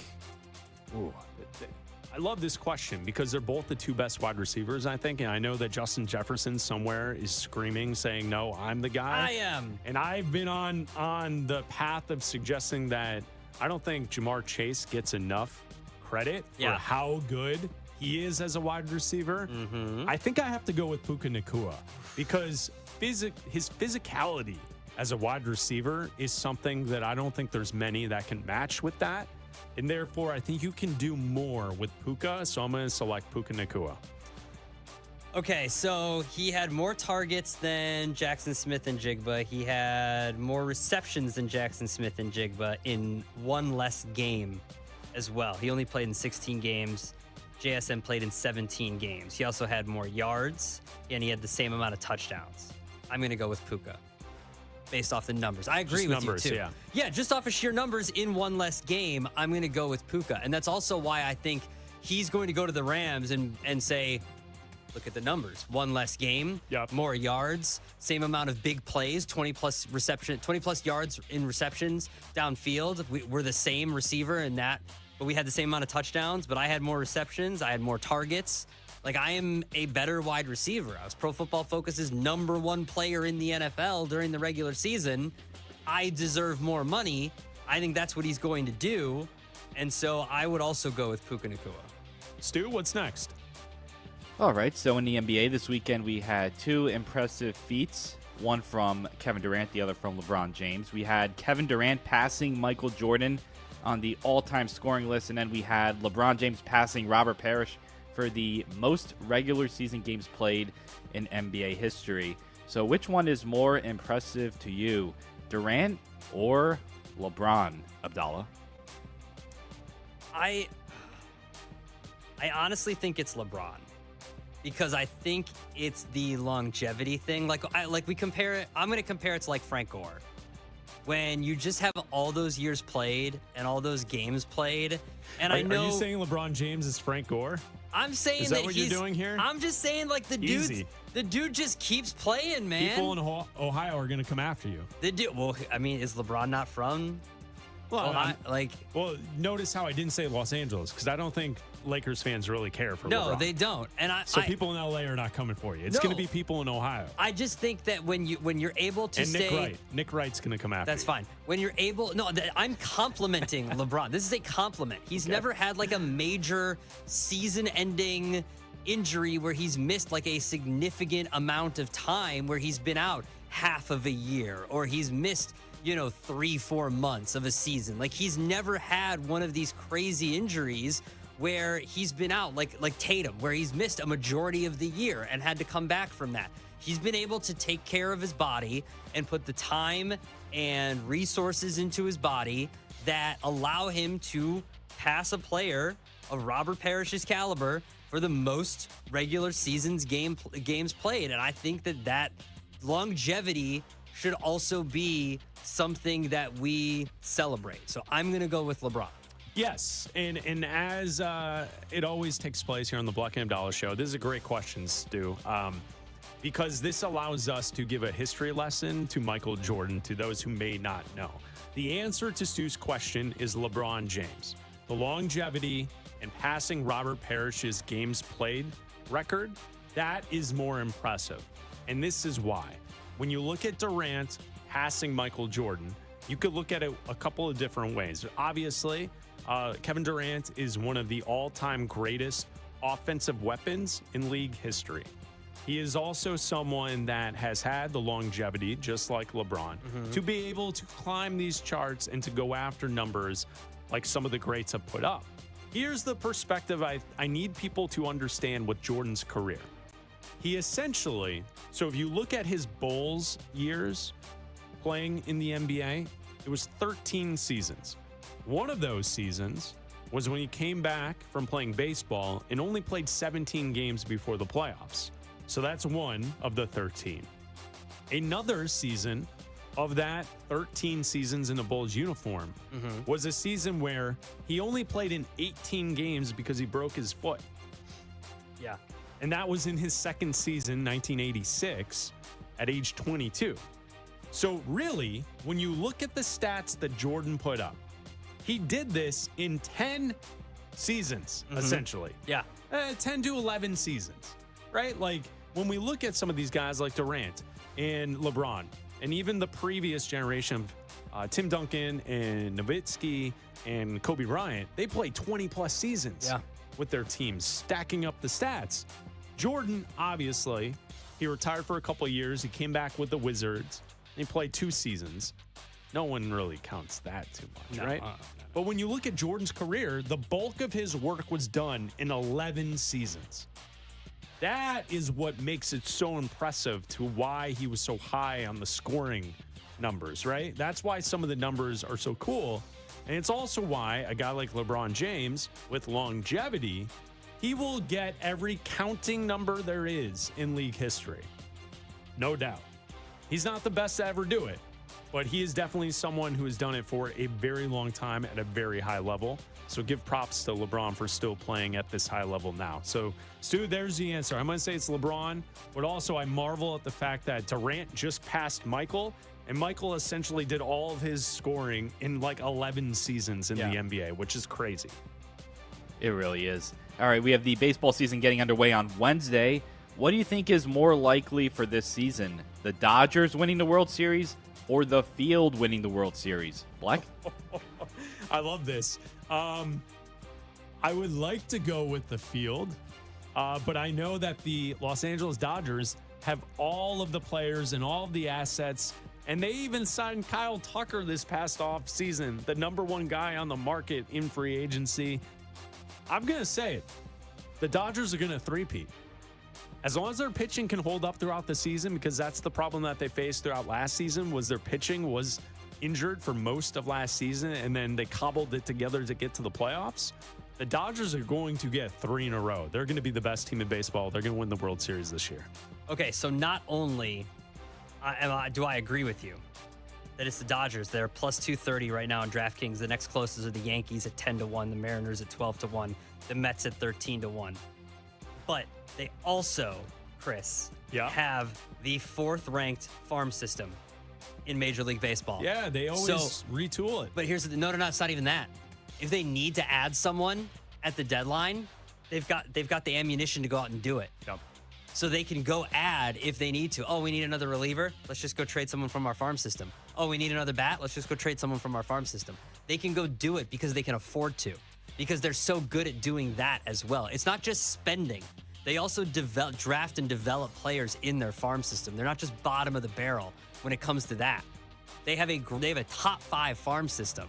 So yeah, it's the Dodgers, and they're going to get it done before there's no baseball next year in 2027. So good for them. Yeah, Stu. So what will happen is the Dodgers will win their 3rd World Series, which then sends everyone into this idea of we got to fix and change the sport, and we got to put a salary cap in baseball, because we can't have the Dodgers doing this each and every season, and then we won't have baseball for all of next summer because of that. So we'll blame the Dodgers.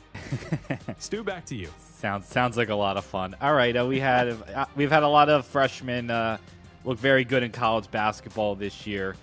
Which player would you want to build your NBA franchise around? Duke's Cameron Boozer or Arkansas's Darius Acuff Jr.? Abdalla. That is a good question. Looking at just player comps and what these players could turn into, I think I'm going to go with Acuff. I think that he's got more of a ball handling ability. Yep. So I think I'm going to go with Acuff. I think I'm going to go with Acuff Jr. I think that's a good pick. I'm going to go Boozer because I think Boozer's ability to play at all 3 levels offensively, so in the mid-range, on the block, and then also he can shoot from 3. His handles, I think that's not something you see commonly with bigs of that size. So I'm going to go Boozer. I'm going to disagree with you, but I think both players are going to be great. And that's been a part of the fun of watching the tournament here in the first weekend, is that seeing some of these players. AJ DeBonsa went out in a flurry. He had 35 in the game that BYU lost in the opening round. Darren Peterson had 25 yesterday for Kansas as they bow out. Kingston Flemings is still alive with Houston, so we'll see if he can add to his draft stock. And there's various others like, there's other guys who are going to go at the top of the board who are still playing in the tournament. Mm-hmm. So I think it's a great conversation. I'm going to go with Boozer. Yeah. All right, some more college hoops here. Which Sweet 16 game are you looking forward to the most this week? Duke versus St. John's or Arkansas versus Arizona? Bleck. I'm going to go with the St. John's Duke matchup because I love the legendary coach of Rick Pitino still trying to get it done. He's been coaching for a very long time. And I think that's the marquee matchup everyone's going to circle heading into next weekend. St. John's and Duke. That's my pick. Yeah, one of my favorite parts of the weekend was when St. John's hit that game winner and Pitino wasn't even phased. He was stoic. Yeah, wasn't even phased. Yeah. Wasn't even phased. And also, I mean, Caleb Foster has an outside chance of coming back and playing in this game. So I think it's definitely St. John's against Duke. Like you said, two blue blood programs. So you got historic coaches in St. John's, and then you've got Shire taking over Duke. You've got, Coach K looming in the background just in case he needs to come down and coach a few plays because he's Duke. So it just... I'm Duke. I'm Coach K. I'm going to coach the last few minutes of this game. What's your major, John? So I think it would be... I think it would be... That's got to be the better matchup, for sure. For sure. I'm Duke. Stu? All right, we had Del Curry getting his number retired by the Hornets over the weekend. And Steph Curry was asked if he would consider playing for the Hornets to end his career, and he didn't totally dismiss it. What do you guys think is more likely, Steph Curry finishing his career with the Hornets or Steph Curry winning another championship with the Warriors? Abdalla. Is this me? Yeah. No thanks on both. Yeah, neither. Steph Curry hitting more of those crazy shots that he does pregame from like the tunnel. Neither. I mean, I think he's going to finish his career with the Warriors and not win another championship. Like I don't think he does either. I think if you had to make a pick, which is that's the gimmick here, it's one-on-one, you have to pick. Stu's laying it out for us. I would have to go winning another championship with the Warriors because I don't think it's possible he would, after his entire playing career, move to the East Coast, Charlotte, North Carolina, and play for the Hornets to finish his career. I think he wants to be like Duncan, like Dirk, like Kobe, and be with one team for his entire career. So he'll be with Golden State. It's whether or not they can figure out their situation to get more talent to then try and win someday. So, Stu, I'll go with winning another championship, although it's not likely that that's going to take place. All right. Who is the best head coach left in the NCAA tournament? Kelvin Sampson or Dan Hurley? Bleck? I'm going to go with Dan Hurley. He's feisty, too. Boy, does that guy get mad. No, he gets angry. It's Sampson just because I hate Hurley. He's won. I hate Dan Hurley. Well, why do you that hate's a strong word, man. I don't like he thinks he's better than everybody. Like just because you're louder than, and this is coming from me, just because you're louder than everybody doesn't mean you're right about everything. Like that matchup couldn't have been more perfect between UConn and UCLA and those two coaches. Like it couldn't have been a better matchup of two hot head coaches that nobody likes. Like I want Kelvin Sampson to win. Mostly, I know that we picked Arizona, but I want Kelvin Sampson to win this championship. Even though we picked Arizona, I like Kelvin Sampson so much more. I'm going with Sampson. Thank you, Stu. We appreciate it. There you go. There's one-on-one with Stu, filling in for Raj here on Bleck Abdalla on Westwood One Sports and the Westwood One Sports app. Sponsored by Progressive Commercial Insurance, protecting your business vehicles 24/7. See if you can save at progressivecommercial.com. Abdalla hates Dan Hurley. That's the headline. He's just unlikable. He's just unlikable, man. Like unless you went to UConn, yeah, he's just unlikable. He is not. Like I'm sure off the court. I don't know anything about him off the court. I might be completely wrong. I'm sure he's very likable. I'm sure he's a nice guy. He might be, but on the court, like the antics are just so unlikable. He seems to overreact to a lot. Yeah. Yes, absolutely. I don't disagree with you on that.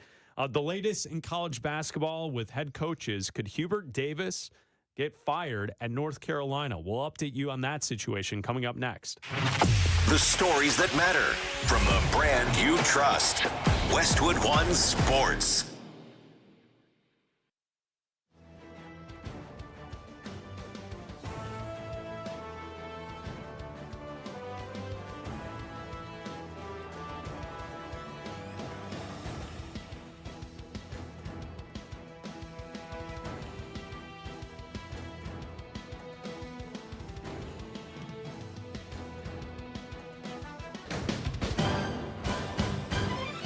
At the tone, the broadcast will begin in 4 minutes, 30 seconds.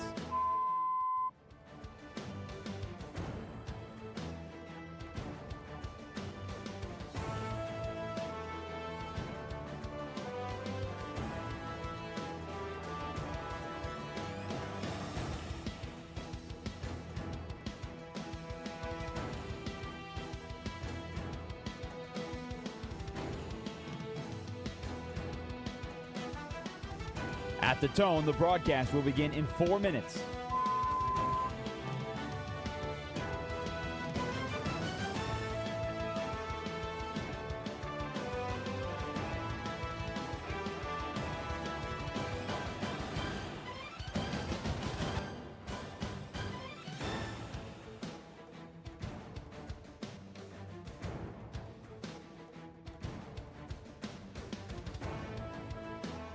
At the tone, the broadcast will begin in 3 minutes and 30 seconds.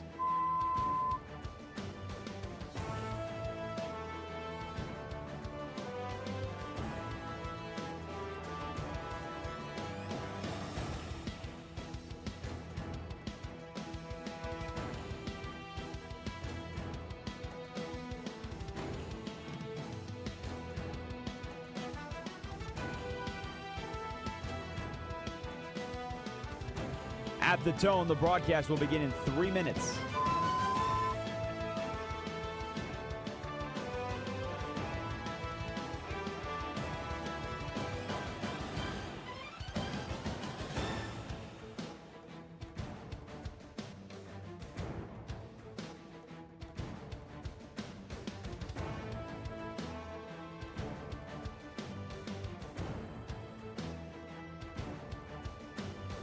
At the tone, the broadcast will begin in 2 minutes, 30 seconds.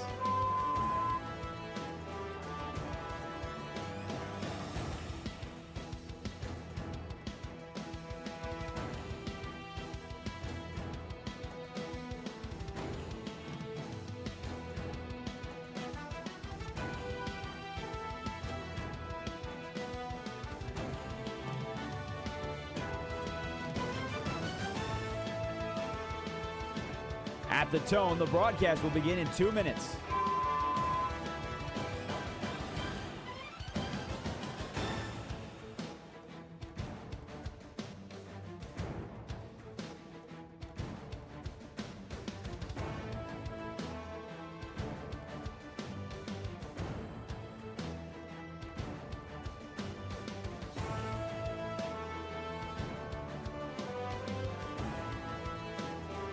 At the tone, the broadcast will begin in 1 minute, 30 seconds.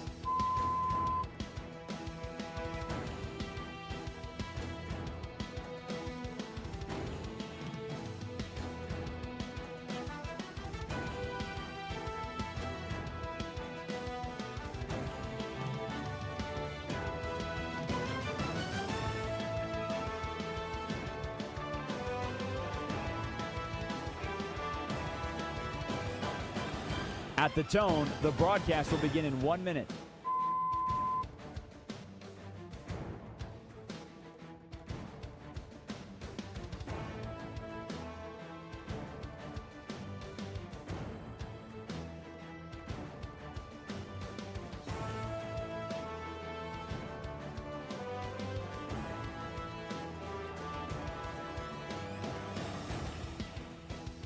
Stations, this is your final time check. At the tone, the broadcast will begin in 30 seconds.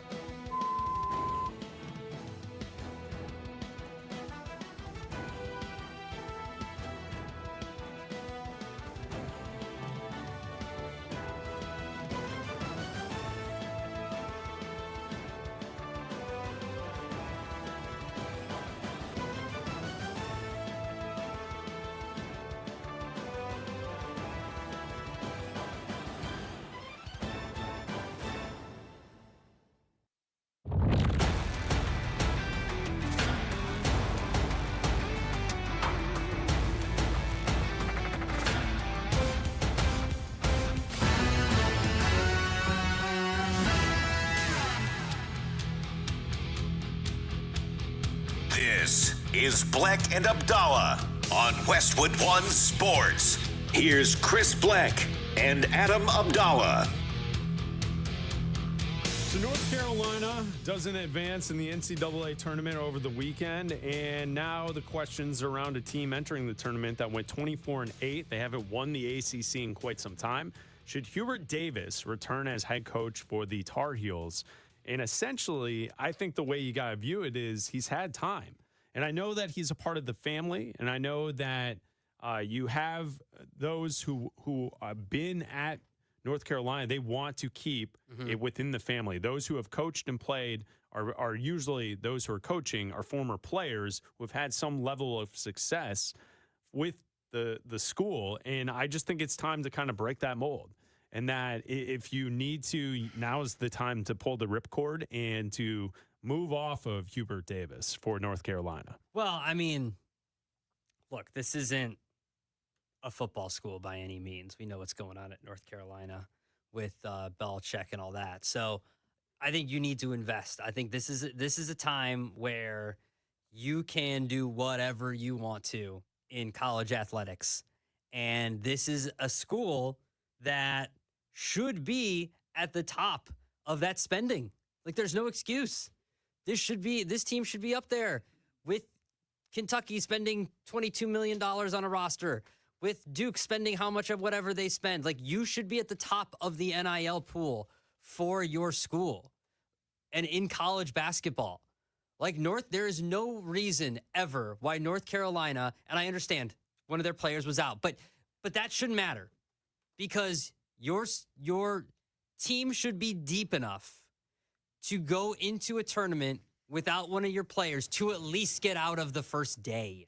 Yeah, the only thing that I would push back on that is Caleb Wilson is good enough that he could be a top 3 pick in the NBA draft. Okay. And we've seen top 3 picks with teams who have talented supporting casts take those teams deep into the tournament. It's a big deal that Caleb Wilson wasn't healthy. No, I understand that. But then again, Hubert Davis has had some time here, and North Carolina hasn't had success as of late. And so it's time to move forward. And I understand that Foster for Duke is not of that status, but Duke is dealing with injuries. He's not Cam Boozer, but they're dealing with injuries. Did they win 2 games this weekend? They did. Teams are dealing with injuries. Yeah, but I mean, you do have to admit that Caleb Wilson averaging 20 and 10, that's a big deal that you lose from your lineup. I understand that. But my point is that you should be able to field a team that is deep enough to at least get out of the first round. The first round? You couldn't even get out of the first 64. It's Bleck Abdalla here on Westwood One Sports and the Westwood One Sports app. If you want to call or text the show, you can reach us at 310-840-4910. I have this down on my notes, Abdalla, from over the weekend. Abdalla tried to help a robot. Yes. Can you tell us about this situation? Okay, so in Chicago and around the country, I know that other cities have this. We have those little cart robots that deliver snacks and food to people. You'll see them on the north side of Chicago. I think you see them in like California. You see them around the country. They're like little carts, and they have like headlights that look like eyes, and some of them have names. Little delivery robots. Yes, and they ride along the sidewalk, and they go pretty slow, and they stop for stoplights, and they stop for people, and sometimes... Do they make noise? No, they don't really make noise. I haven't heard them make noise. There's no noises. They're just a silent They're just silent. Now, if you're new to the Bleck and Abdalla program here on Westwood One, welcome aboard. I traditionally, Abdalla here, I have the approach of Will Smith in the documentary I, Robot. It's not a documentary. It is. Have you seen what's going on? It's a theatrical release. Have you seen what's going on with robots around here and AI? Yeah, it's not great. It's not a great setup that we're treading water into. It's a documentary. As mankind. It's a documentary. It's proving me more right every single day that it's a documentary. I don't trust them at all. The little delivery robots? Any of them. Okay, any of them. I feel like these little delivery robots are the least threatening, especially after what I witnessed this week. So one of them was stuck. I was taking my daughter to the park this week because it was extremely nice outside. Took my daughter to the park, and one of them was stuck. And she said, "Daddy, what's wrong with the robot?" What was it, stuck in a puddle? It was stuck like in some, like it got into some gravel, and its like wheel was stuck. Oh, loose pavement. Loose pavement, like in someone's like garden area. And it was stuck. And she was like, "Daddy, the robot's stuck." And I was like, well, I mean, I'm morally against this, so you said this to your daughter. Yeah, I was like, we got to get to the park. I'm morally against the robot that's stuck on the loose I was like, gravel. we got to get to the park, or else we're not going to have time to get to the park. And she was like, okay. And then we kept on going. I was like, if it's still stuck when on our way back, we'll help the robot. We're at the park for like an hour and a half or whatever. We come back. I figured someone would have helped the robot by then. Because you see these robots, they get stuck. If there's something in front of it. Is the wheel like spinning? Is it actively trying to get out? It's like trying to, like, you can see it trying to move. Because if something is parked in front of it and it won't get out of its way, the robot won't move. So on our way back from the park, this robot is still there. Okay. So she goes, Daddy, the robot is still is stuck. And so I go, okay, let's go help the robot. So I walk across the street, and against every fiber in my being, against everything I believe in, I've got Sarah Connor in the back of my brain saying, don't do this. Yeah. Don't help out the robot. This is the origin story. I've got Will Smith. The robot is winking at me. I've got everything, every fiber in my being. I grabbed the robot from the front. I picked it up. I put it back on the sidewalk, and it went on its way. Did it say thank you? It didn't say thank you because they don't talk. So it just drove away. So it was stalled out for a very long time. Yeah. And then you came along, Good Samaritan Abdalla. Yep. First time action by you to just come help out something I'll else. help an old lady across the street. What are you talking about? Sure. What are you talking about? I'm sure. What are you talking about? I'm sure you What are you would. talking about? You would put your jacket down over the puddle. Of course I would. Absolutely. Yeah. No, that's good. That's nice that you helped the robot. Hopefully that robot doesn't deliver your food cold one day. I'm hoping Did you get that the robot. name? What was the name of the bot? It was, something Toby? with an Toby? R. I don't know, something with an R. But I hope that robot goes back to the other robots. And when I'm confronted with a robot in Sure. like 10 years, when they start to take sure. over, It won't it happen. stops and looks at me and I go, Yeah. I remember you. And Yeah. it moves on. It's Bleck Abdalla talking about robots here on Westwood One Sports. Sponsored by Robinhood. You expect more from yourself. Expect more from your money. Learn more and get started today with Robinhood at robinhood.com/yourmoney. All right, Abdalla. So that was very nice. Very, very, that's good. I've seen them too get stuck, and I just keep walking because No, they're going to get you, man. I think I'll be fine. All right, we'll see. The Sweet 16 is set. Is Cinderella dead? We talk about it next. This is Westwood One Sports.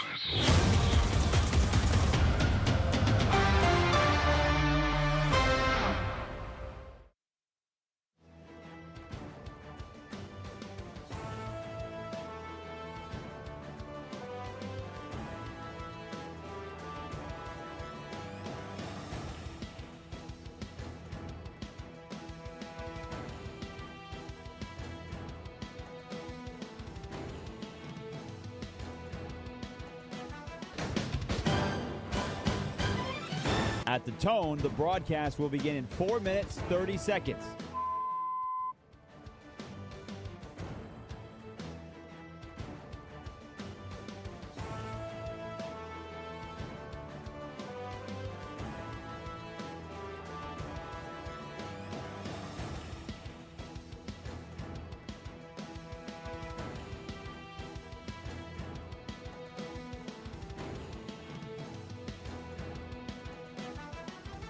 At the tone, the broadcast will begin in 4 minutes.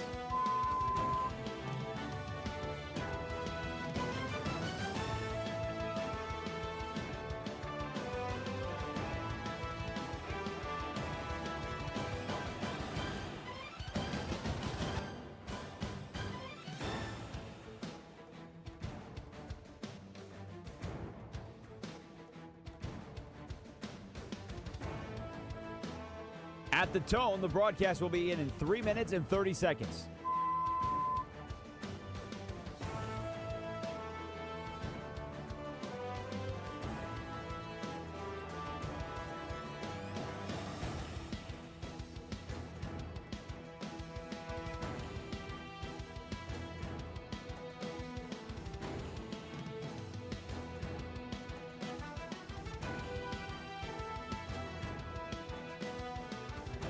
At the tone, the broadcast will begin in 3 minutes.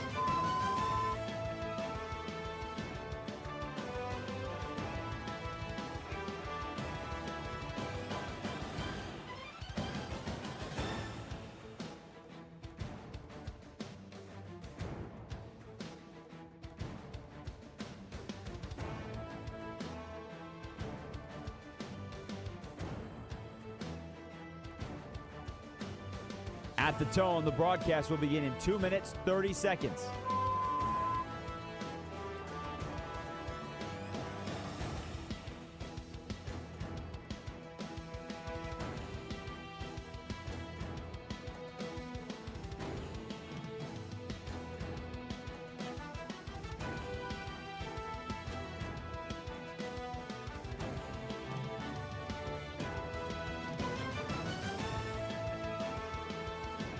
At the tone, the broadcast will begin in 2 minutes.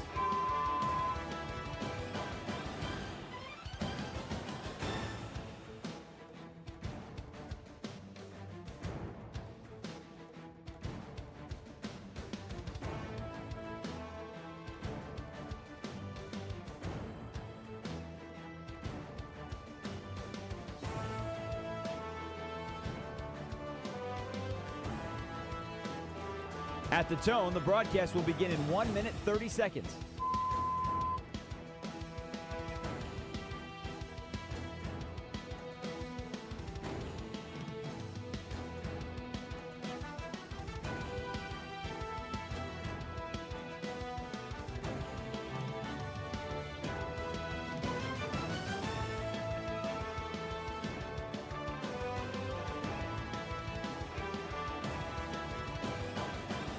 At the tone, the broadcast will begin in 1 minute.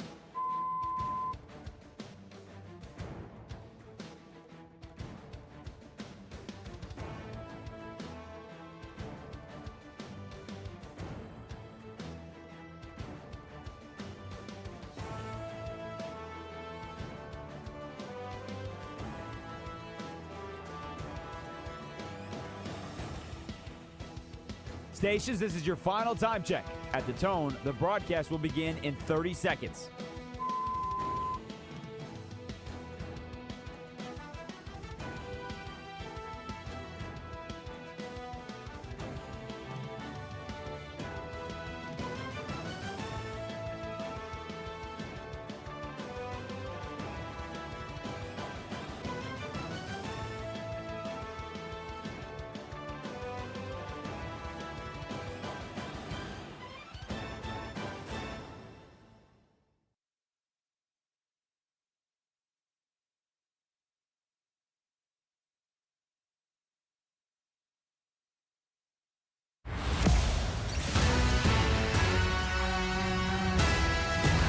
This is Bleck and Abdalla on Westwood One Sports. Here's Chris Bleck and Adam Abdalla. It's Bleck Abdalla here on Westwood One Sports and the Westwood One Sports app, Sirius XM Channel 375, and all of our great radio affiliates around the country. I'm Chris Bleck along with Adam Abdalla, broadcasting live from downtown Chicago. We are on the air until 3 Eastern, and then we'll hand it off to Jim Rome right here on Westwood One Sports. To call or text, our phone number is 310-840-4910. The texts are coming in on your robot story that you just told moments ago. We'll update some of those as we go along here this hour on Bleck and Abdalla. The NCAA tournament, we are now in the Sweet 16 of the men's bracket. Coverage will pick up on Thursday and Friday of this week. And you can get all of our great coverage here on Westwood One Sports right there on the Westwood One Sports app.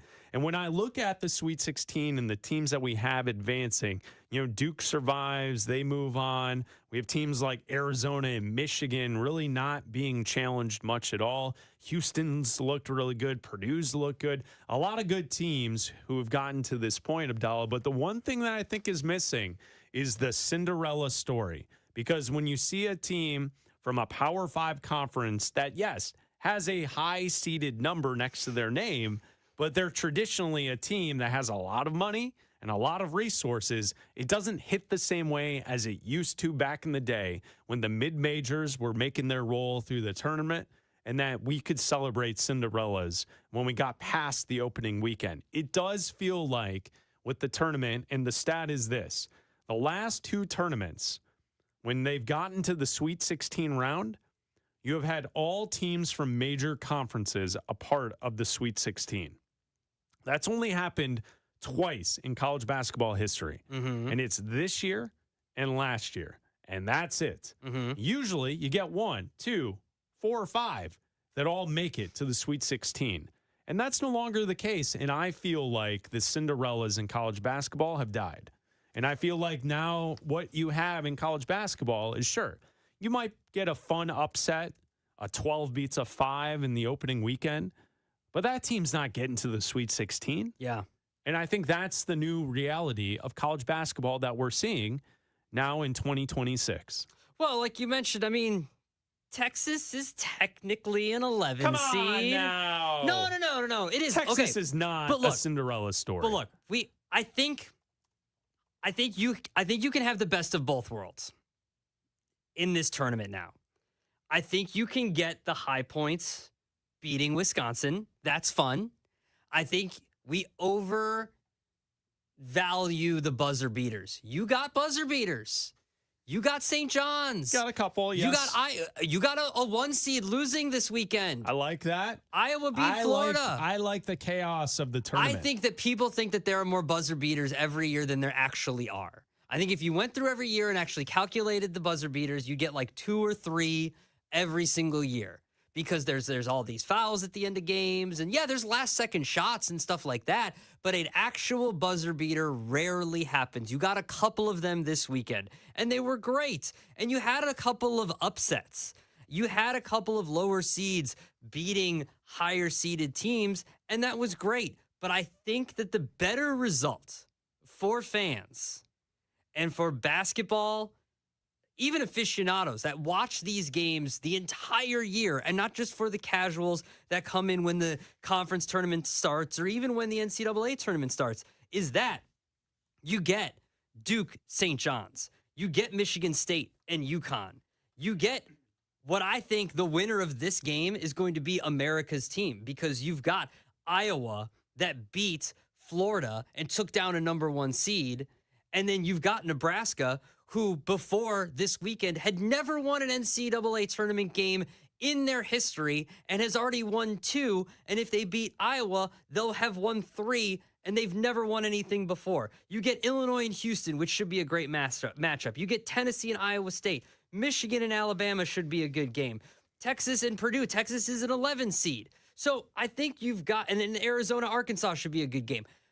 I think that you got some of the drama of the higher seeds with some upsets. And now that that's out of the way, you're going to get better basketball Thursday and Friday, Saturday, Sunday, leading into the Final Four in 2 weekends. You know what it sounds like to me is that the adults just put all the kids to bed, and now let the adults have their party. Yeah.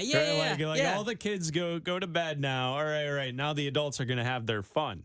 I just hope, Abdalla, you don't pull out the bowl and start throwing keys into the bowl. I mean, listen, let's keep things classy here. But you never know what happens if St. John's makes it to the Final Four. Oh, is that the saying? Yes.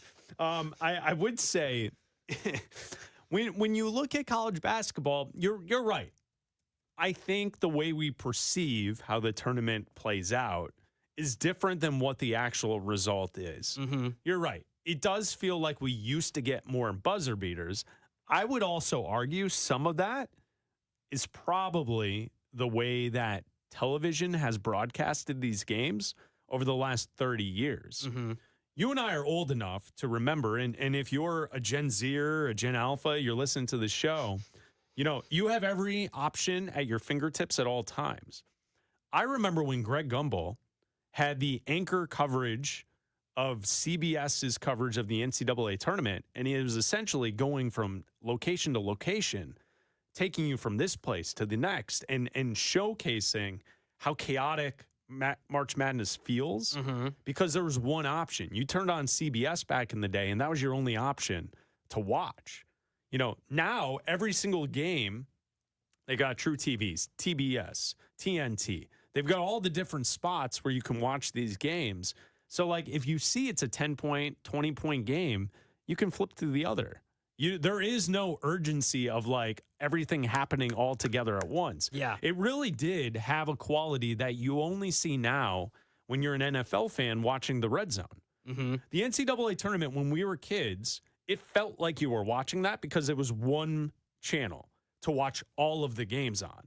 And they would bounce you from location to location. And I think that is why we perceive it as being more chaotic in the past than it may be now, because you can see it happen in real time now. You see what I'm saying? Like, Yes. it's nothing to blame on basketball, and we No. obviously want more accessibility to the games. Yes. But it did feel differently when Greg Gumbel would be like, now we go to Spokane, and this is a 4-point game. And you see the final, 3 minutes of that game, and then he would take you to this location.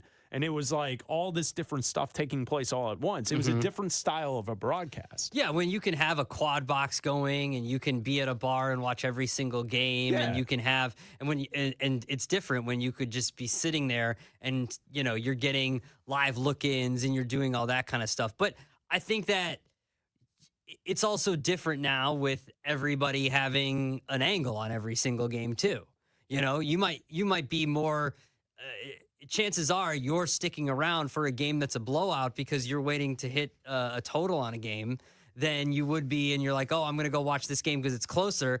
I don't have any money on that game, but I'm going to watch this blowout because I'm trying to hit a total because I've got a wager on this game. And that's changed because of legalized sports gambling around the country. And that's why you're sticking on that game. And that's why the availability of streaming and all these shows are streaming on. You can watch them all in these places. You can listen to them right here on the Westwood One app. And so you've got the availability to access all these games, which we didn't have a while ago. And because of that, some of these games get either looked over, or some of them, like you said, some of them just weren't great this weekend, but you did still have the buzzer beater. Yeah, You there were a did- couple. Yeah. Yeah. But There's that's some how good games. That's how it always is, though. I I feel know. like every It's year always you an come. overreaction. It is every weekend, every year. I feel like you're like, yeah, there were some great games. I feel like it never is. Oh man, every game was a buzzer beater. That's not how it is. That's not how it is. It's never been like that. It's Bleck Abdalla here on Westwood One Sports and the Westwood One Sports app. You can call and text the show at 310-840-4910. Abdalla mentioned Texas, the 11 seed. On Thursday, they will face off against number 2 seeded Purdue in the West region. Now, Abdalla, the key here is Texas is not a Cinderella. They absolutely are not. Texas is a big boys school. One of the biggest boys. When you look at the amount of money that goes into the athletic programs at the University of Texas and what they're able to accomplish both in football, which drives the athletic departments for every school in the country, is the amount of money you can bring in football trickles down to all the other sports. They have a big basketball program as well. I don't qualify their 11 seed team that was in the first four as a Cinderella getting to this point, the face off against Purdue. And Sean Miller, head coach of the Longhorns, agrees with that. He doesn't think Texas is a Cinderella story. I don't think we ever really want to sign up to be the Cinderella story, because we are the University of Texas, and look, we represent the SEC as well. I think when you look at our record in the SEC, we were really close to being 10-8.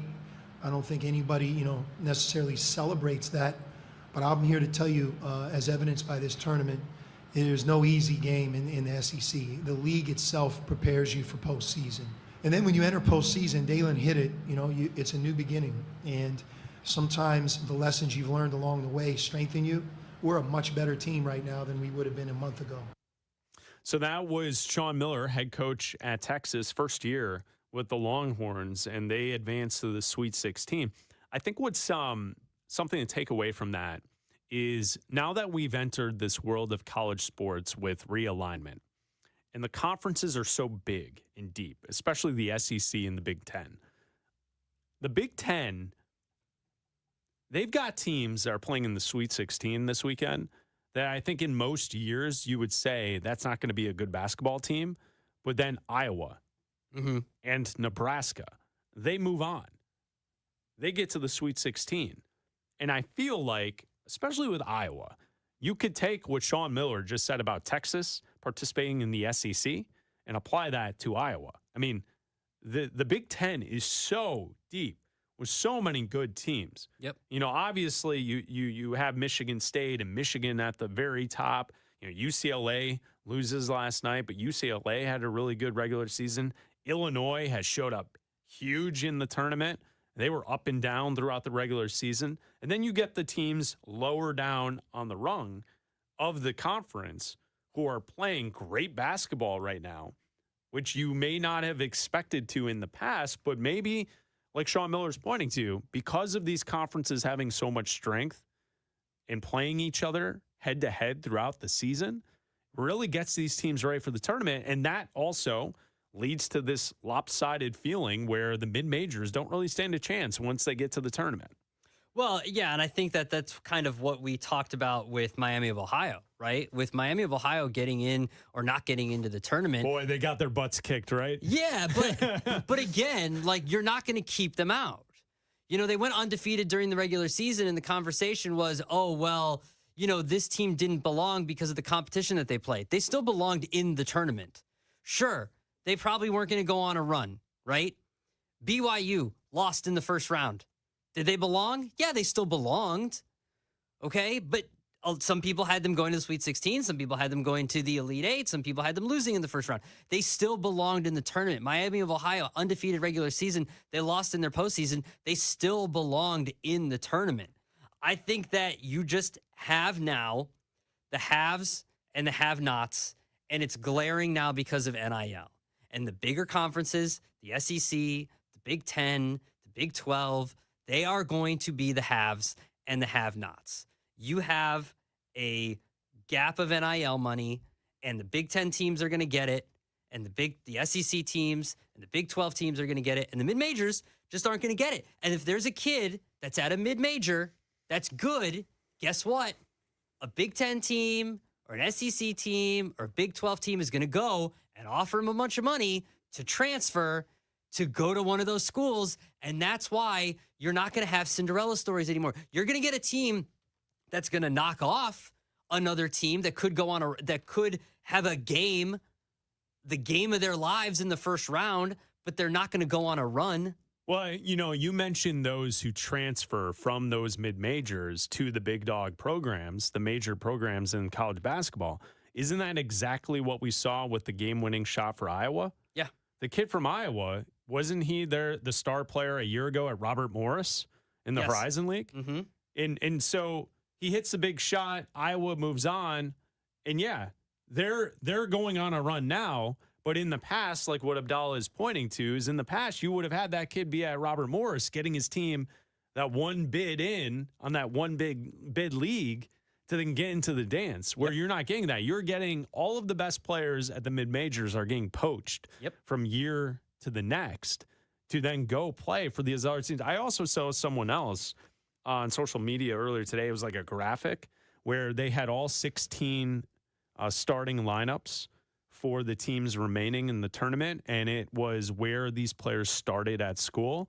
And I believe Michigan State was the only school where every player in their starting five was a player that started at MSU. Well, Tom Izzo's been a guy that has Did you see that same graphic I was talking about? Yes. It's like every school, there's like 3 or 4 players in their starting five for this year in the Sweet 16. Yeah. Where they all came from other places and they were put together this season. But Michigan State's the only one that just had Sparty Green as all 5 players. And Tom Izzo has raged against the transfer portal, and sometimes it's been to his detriment, and it might help him this year. But he's been a guy that has not liked going into the transfer portal, and fans of Michigan State and alumni of Michigan State have, criticized him because of that, because in previous years, when you don't go out and you get star players that are on other teams and try to recruit other players, it hurts you because you don't get deep into the tournament. Now, this year, you and I have them in our Final Four. Mm-hmm. A lot of people have them in their Final Four because he's developed these players like he had in the past, because that's what Tom Izzo used to be good at. If you were a kid that you knew in your 3 or 4 year run at Michigan State, you were going to get to a Final Four. That's what he was known for. In this new NIL era, that's not a guarantee anymore because everybody can just pluck kids from teams no matter where they are. Well, also consider this. You mentioned the team building aspect for Michigan State, and you got players who've been together so they have a rapport and they can go on a deep tournament run. Doesn't that sound exactly like the format 10 to 15 years ago with mid-majors? Mm-hmm. Those teams, the mid-major teams, like a team that I can think of, like Wichita State. Remember when Wichita State went on those runs and they had juniors and seniors who were playing together for multiple seasons. And then they would get to the tournament and they would face off against a team like, for example, Kentucky, that had a bunch of one and done freshmen that were going to go to the NBA the next season. And they run up against that team, and the team with experience and the seniors and the juniors who've been together, seen some things together, that team would beat the team of, quote, talented freshmen.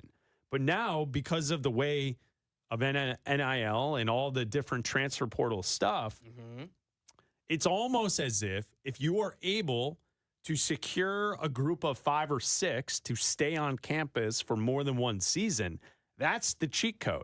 Yeah. And here's Tom Izzo talking about players having to earn their spots. You play real good, you start. You don't play as good, you work your way back in. It's the American way, except America has gotten soft. But this is the American way. That's the way it works. And so I apologize to nobody for that.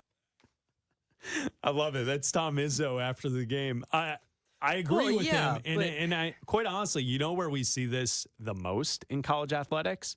It's with quarterbacks in college football. You and I, like Izzo, we rage against this. I don't understand this concept where no kid could ever work for a position anymore.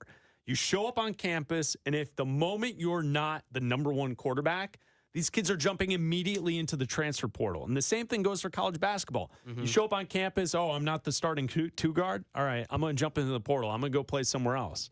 It is so frustrating because how do you ever actually get better? And I think like an example that is so obvious that I think all kids need to point to is look at Tom Brady. Tom Brady as a prospect wasn't the greatest football player of all time. That's not it. Tom Brady had to earn a position and work, and someone else beat him out. And he eventually learned how to work harder and got better. And that's how he developed into who he was at Michigan, and then early with the Patriots as well. So all the credit goes to him for figuring it out. I hate seeing these college quarterbacks like a Carson Beck working on his pro day today at Miami. How many different stops has he been at, right?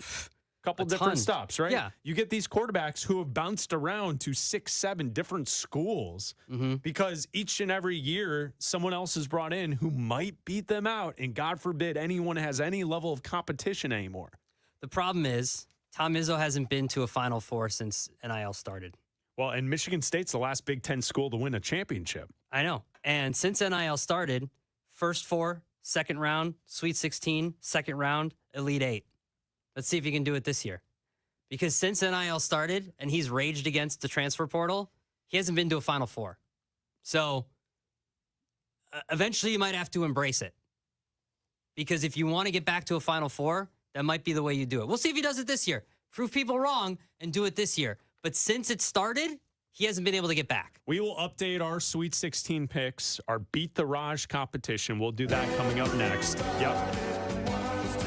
Beat the Raj. We'll let you know how we're doing against Raj, our producer, in our picks for the NCAA tournament. We'll do that next. DraftKings Sportsbook, the #1 sportsbook for live betting, is built for March. The tournament is unexpected. Rewards are guaranteed. DraftKings Sportsbook is delivering the most generous rewards in the market with DraftKings, the #1 sportsbook for live betting. You're not betting on what might happen. You're betting on what's happening. New to DraftKings, just bet $5 to get $200 in bonus bets instantly. Download the DraftKings Sportsbook app now and use code B&A. That's code B&A for Bleck Abdalla, and turn $5 into $200 in bonus bets instantly. In partnership with DraftKings, the crown is yours. Gambling problem? Call 1-800-GAMBLER or 1-800-MY-RESET. New York, call 877-HOPE-NY or text HOPE-NY. Connecticut, call 888-789-7777 or visit ccpg.org. On behalf of Boot Hill Casino in Kansas, wager tax pass-through may apply in Illinois. Must be 21 plus in most states. Void in Ontario. Restrictions apply. Bonus bets are non-cash credits that apply 7 days after issuance. For additional terms and responsible gaming resources, see sportsbook.draftkings.com/promos. Limited time offer ends April 5th, 2026. Every team, every player, every story, every angle. This is Westwood One Sports.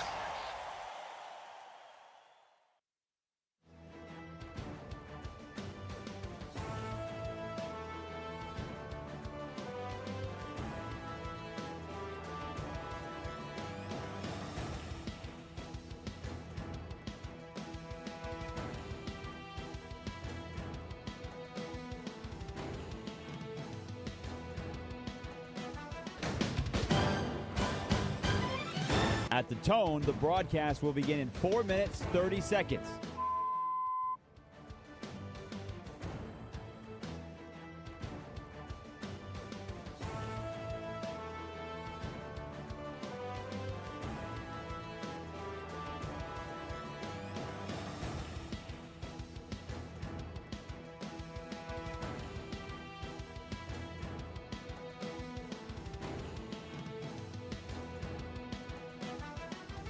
At the tone, the broadcast will begin in 4 minutes.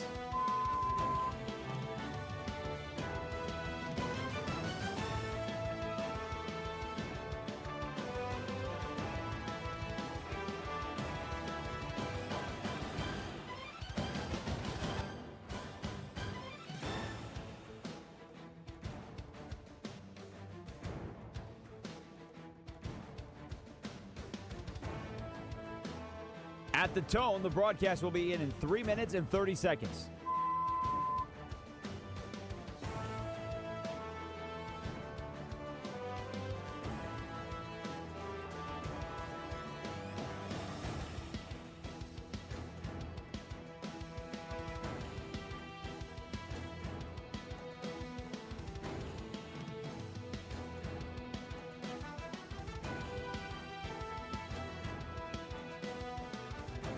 At the tone, the broadcast will begin in 3 minutes.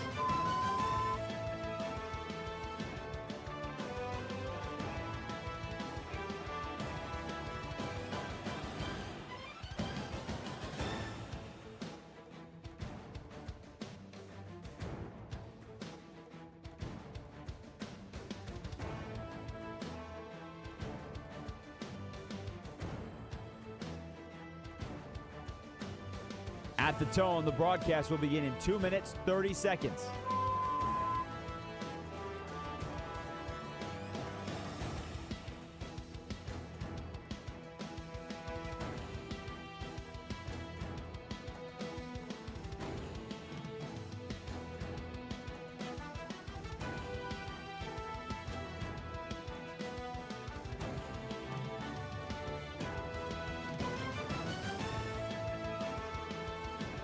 At the tone, the broadcast will begin in 2 minutes.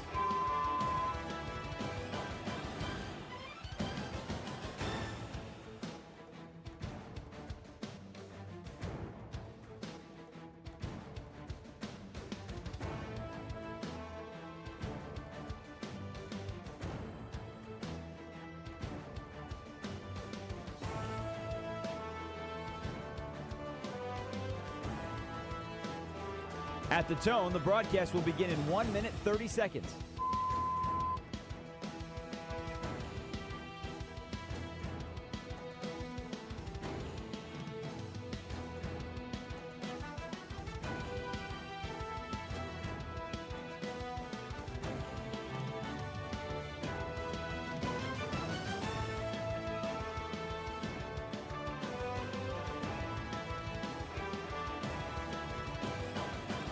At the tone, the broadcast will begin in 1 minute.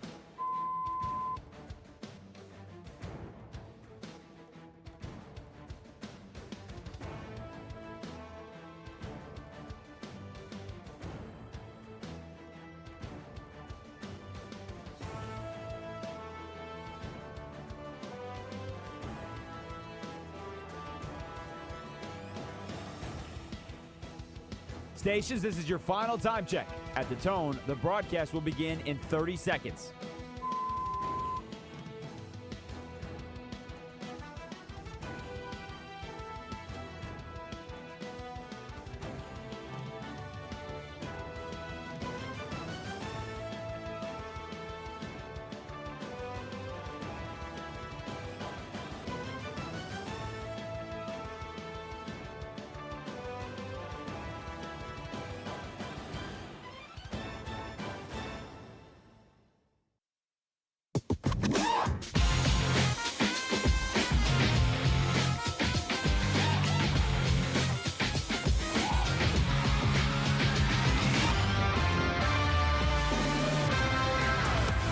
This is Bleck and Abdalla on Westwood One Sports. Here's Chris Bleck and Adam Abdalla.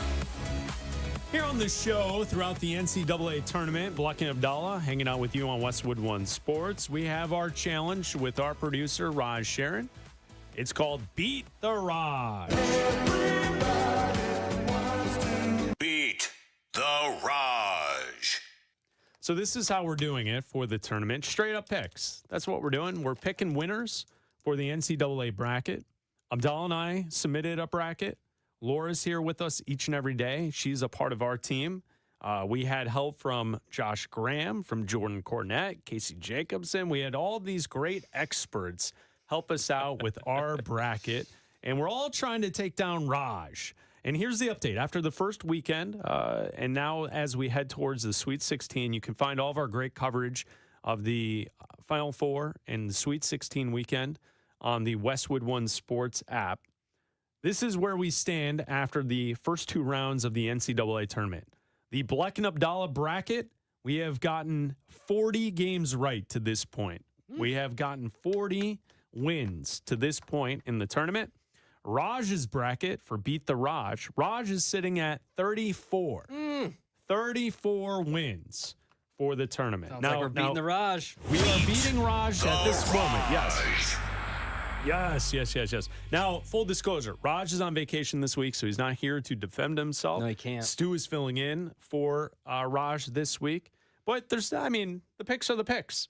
I don't know if there's really a lot of defending that needs to be had. But with You that could explain said, why he took Texas Tech over Alabama. well, that's, we could probably figure that one out.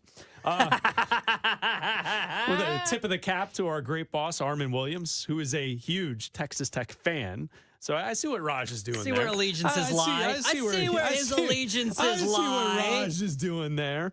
Raj has Duke winning the championship. His final four is Duke, Arizona, Nebraska, and Virginia. Ouch! So Raj has already lost Virginia, and he also had Virginia as a championship game participant taking on Duke.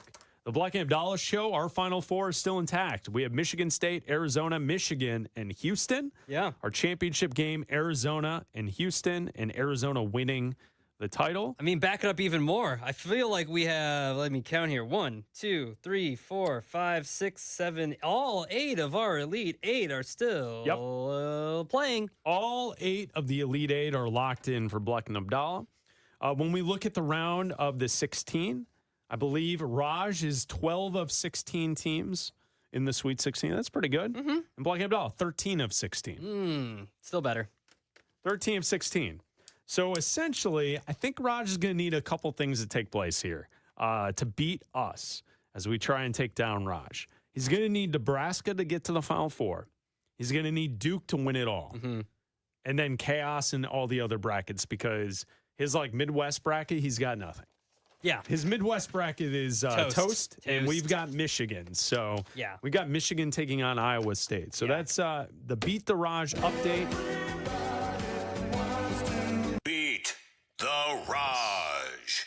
Love it. And so we will continue on Thursday and Friday. We'll update the games as we take a look at the brackets in our bracket challenge here on Bleck Abdalla on Westwood One Sports and the Westwood One Sports app. You can text and call the show at 310-840-4910. Earlier today, Abdalla was telling us about a story that he helped a robot on the side of the street that was stuck in some loose gravel. Very nice gesture by Abdalla. We have someone from the 806. I believe that's in Texas. Text this show. In 300 years, people will look back at Abdalla saving that robot as the most pivotal moment in the world's history, assuming there's any people left. Maybe they send John Connor back to stop you from helping that robot and making that choice. See, that's where I thought that when I was with my daughter helping that robot, that eventually if iRobot becomes the true documentary that it is, that it will look upon us with grace when the robots do take over, and it'll look upon my daughter and I and say, keep on moving. We won't destroy you. As the lasers are zooming past. Exactly. Everyone else is getting vaporized. Like in a Spielberg movie. Yeah, my daughter and I get to move on. Yeah. Yes. From the 209 Texas area code, sends all robots are helpful and never short circuit. Please don't worry. Signed, Johnny 5. Oh, okay. All right. Johnny 5 is alive. Yes. Yeah. So you don't have to worry, Abdalla. I feel like that's what that robot is kind of modeled after. It's got like the same eyes as like a Johnny 5, and like they blink, like they like wink at you. Those little robots. It's weird. And one of those robots, I don't know if you saw the video going around today. One of those robots went right through a bus stop today. Like those bus stops, like when you're at a bus stop and they have those glass enclosures that you can like stay like out of the rain and the wind while you're waiting for the bus. Yes, a bus stop. One of those went right through the glass. Right, just didn't even stop. I'm telling you, man, that's the first step. Watch iRobot documentary. So you can call or text us 310-840-4910. It's Bleck Abdalla here on Westwood One Sports and the Westwood One Sports app.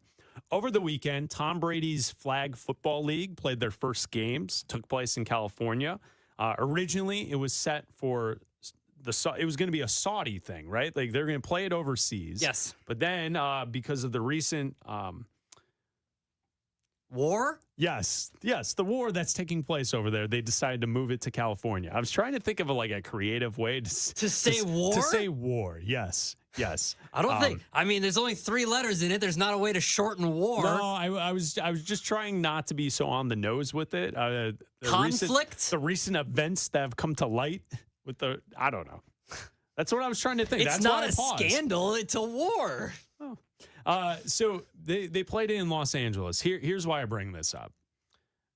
There are NFL players participating in this event. Yeah. Which, if my quarterback from my team was participating in this, running around, cutting, diving against flag football players, I would be outraged today. So if you are someone who's a fan of the Cincinnati Bengals or the Philadelphia Eagles, and your quarterback is out there playing flag football in this stupid league of flag football, this Tom Brady thing, because I don't know, he wants to make a cheap buck. I don't like, who's watching this? They're not a sponsor of ours, are they? I don't think so. 'Cause I think it's stupid. I don't think this so. entire thing is stupid. I hope not. The Washington Commanders, Jaden Daniels, who's coming off of an injury.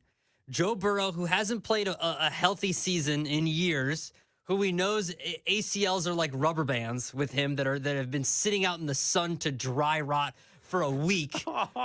That's what his ACLs are like right now.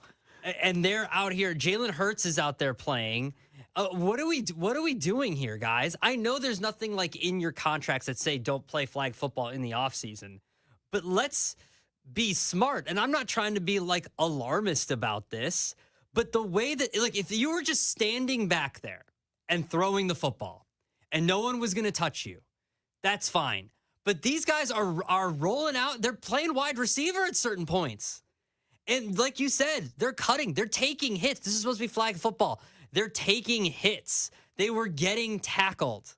Yeah, if the quarterbacks are stationary, yes, and they're not moving and they're just throwing, I'm okay with Burrow and Daniels and Hurt all participating. Cash your check, I dude. have no problem with that. But when I'm seeing highlights of Joe Burrow twisting, turning, cutting, and the first thing I thought of was, oh, hell no. No. Not my quarterback. And I know that the NFL players want to participate in this stuff because they're trying to prep for when the Olympics take over and they have the new event of flag football in the Olympics. Many NFL players have been on the record saying they want to participate in the Olympic Games when they have that. But I just think if you're an NFL fan and you're a fan of one of these teams, I could not believe that they were I did not believe that they're real NFL players. I thought that they were all going to be has-beens, like greats. Like Tom Brady being out there, I have no problem with it. Like, that's awesome. Cool. He can still throw. Why not? Yeah, except Like, the I NFL, thought it was the NFL players got their ass kicked. Did they really? Yeah, Team USA crushed Brady's Founders FFC 43-16 after dismantling Joe Burrow's Wildcats FFC squad 39-16. Like, they got their ass kicked. By those who by this. Team USA, by the guys who actually play this sport. Flag footballers. By flag football players. Yes. And you can't just parachute it. And I understand you're the best of the best, dude. I get it. You're the best football players you're the best NFL players in the world. Joe Burrow is a top 5 quarterback. I understand.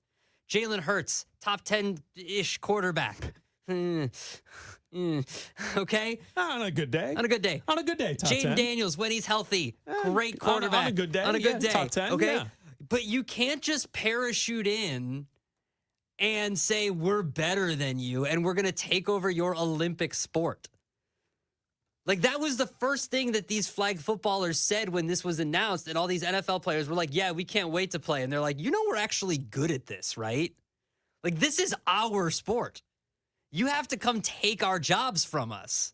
And clearly they can't. Now, I don't want any flag football guys to come after me. They got their ass kicked. I don't want them to come after me specifically. But 310-840-4910. Call in and attack Chris Bleck if you're a flag footballer. This is what I'm going to say. Those who are great at this, who are taking this very seriously, aren't those the kids that always took gym too seriously? I don't want to be the best at gym. Yeah, right.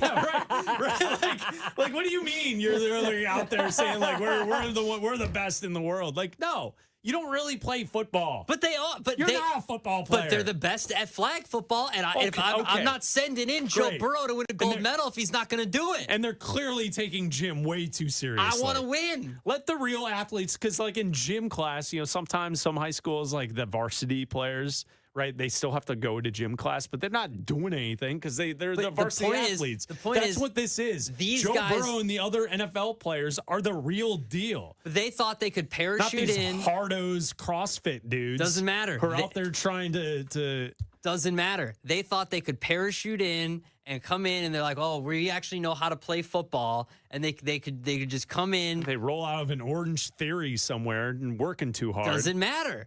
The NFL players thought that they could come in and dominate guys who do this as their given sport, and they couldn't. They couldn't do it. All I'm saying is that if my quarterback was doing this, I would be annoyed. I would be upset, and I would be worried that a major injury is going to take place here. How many weeks? How many weeks does this run? I have no idea. There was a championship game already. It's over. That's it. It was a one-day event. You're expecting these guys to stay over in Saudi Arabia for like weeks? This is a fly-in, fly-out type of thing. Cash your check, bro. I told you 2 hours ago on the show. This is like that comedy festival. It was one of those deals where I didn't pay attention to what it was until it happened. I didn't know it was this weekend until I saw until I saw Bengals fans and Commanders fans were upset that Joe Burrow and Jaden Daniels were out there getting hit and like actually playing and putting their bodies in danger for a check, essentially. Yeah. That's the only reason I knew about this. Exactly. I didn't know this was happening. This was on network TV. It's Bleck Abdalla, sponsored by Progressive Insurance. Save on commercial auto insurance from Progressive. Get a fast quote at progressivecommercial.com. Major League Baseball opening day is on Thursday. Oh. That's right. Around the country, we'll get baseball, a full day of baseball games on Thursday. The baseball season is here. That also means we have new food items in the ballparks. We'll talk about some of those coming up next. Your home for the NFL playoffs and Super Bowl 60. The NFL on Westwood One Sports.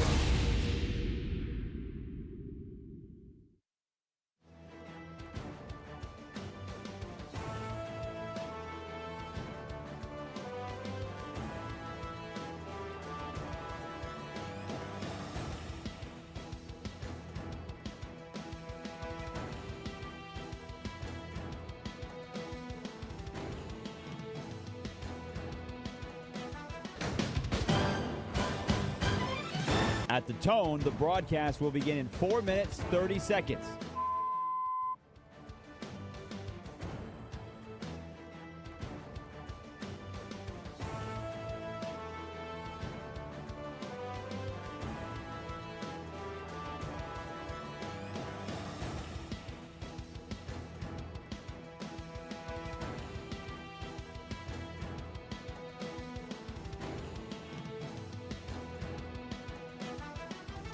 At the tone, the broadcast will begin in 4 minutes.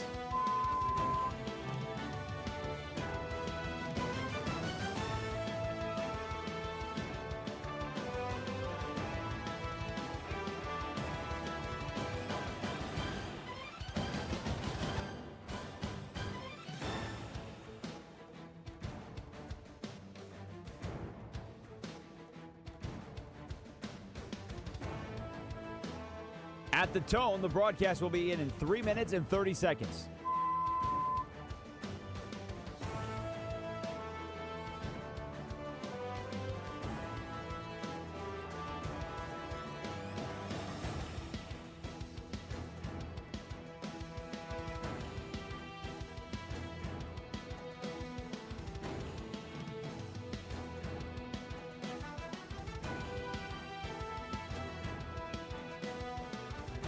At the tone, the broadcast will begin in 3 minutes.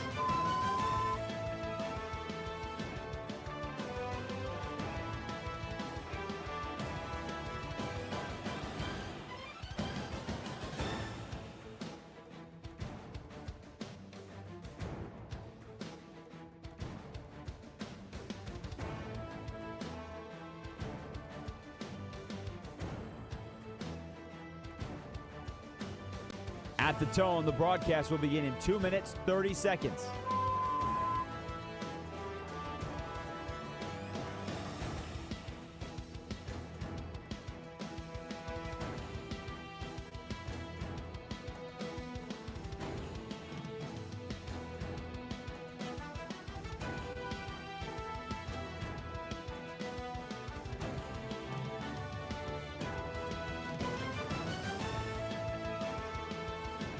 At the tone, the broadcast will begin in 2 minutes.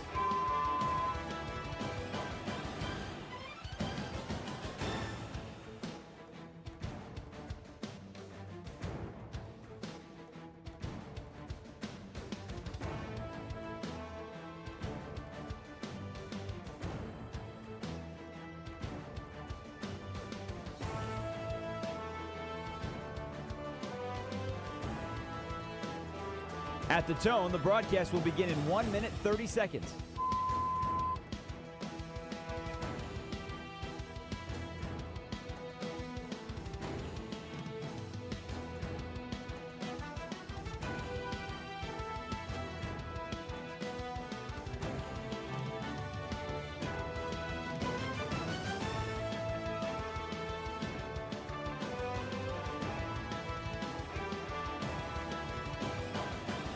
At the tone, the broadcast will begin in 1 minute.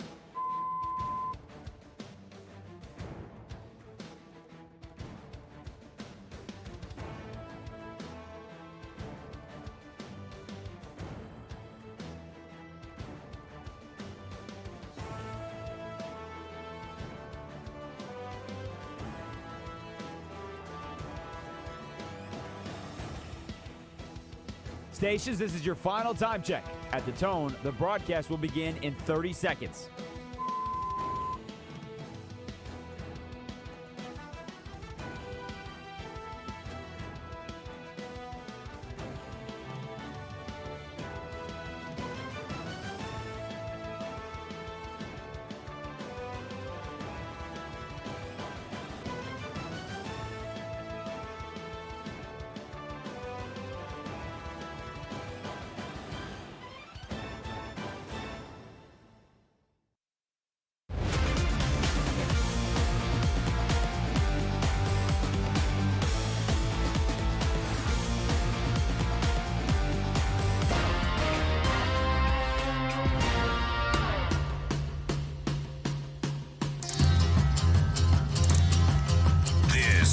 is Bleck and Abdalla on Westwood One Sports.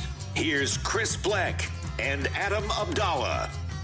Jim Rome coming up in 15 minutes here on Westwood One Sports and the Westwood One Sports app. I'm Chris Bleck along with Adam Abdalla. Check out our podcast on Apple, Spotify, and Odyssey. Also, make sure you like and subscribe to our YouTube channel, the new channel, Bleck and Abdalla Show.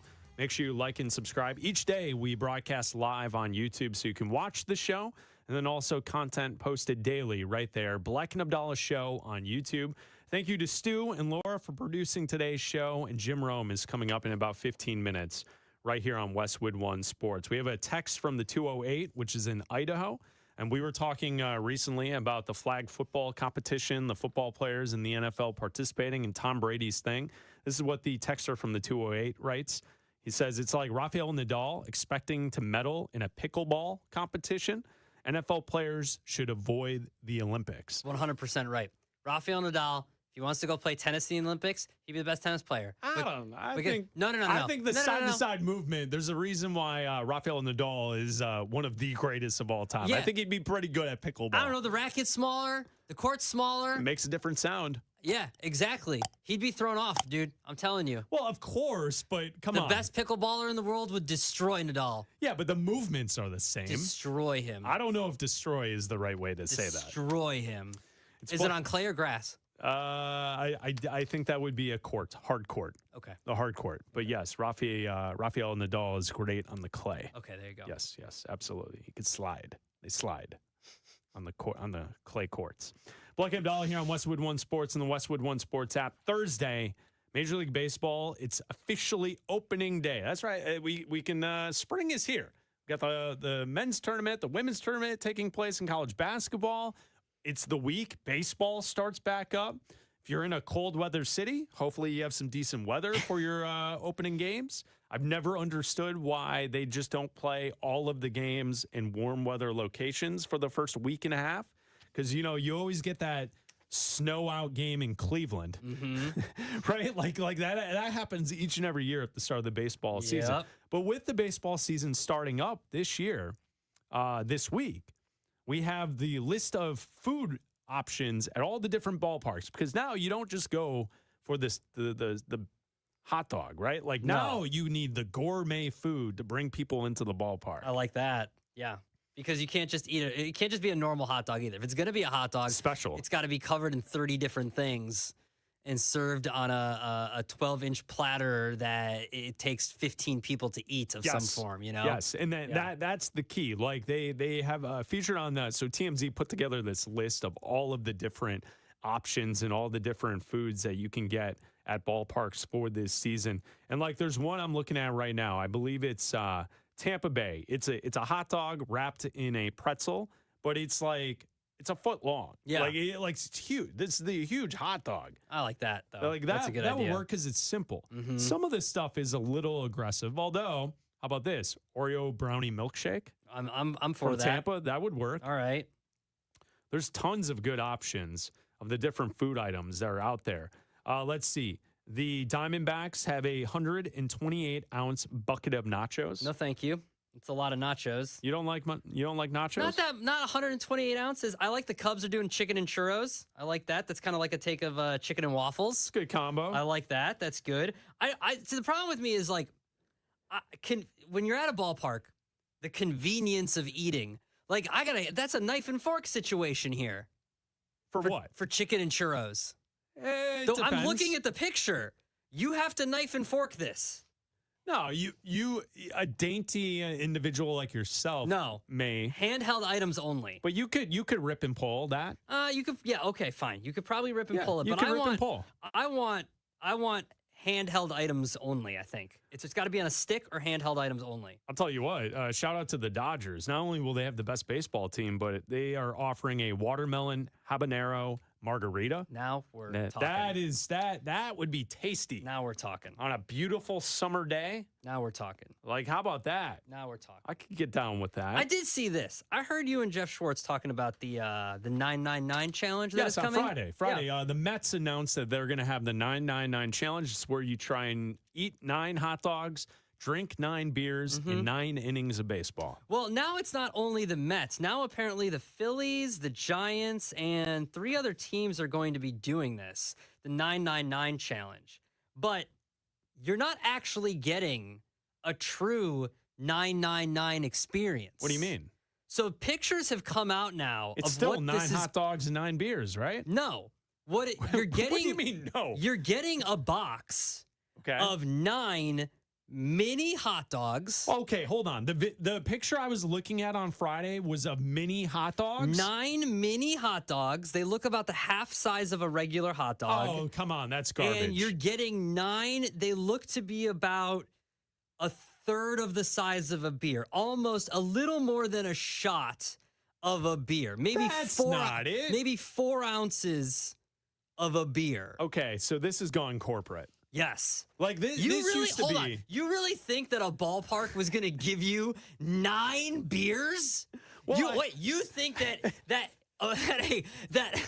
You thought that a ballpark was going to be like, please drive to our stadium. Here's 9 beers. Yeah, well, I mean, it's and we're not. It doesn't come with an Uber card. Like it doesn't come with a gift certificate to Uber or Lyft. When I saw the picture, my thoughts. I didn't see the size of the dogs.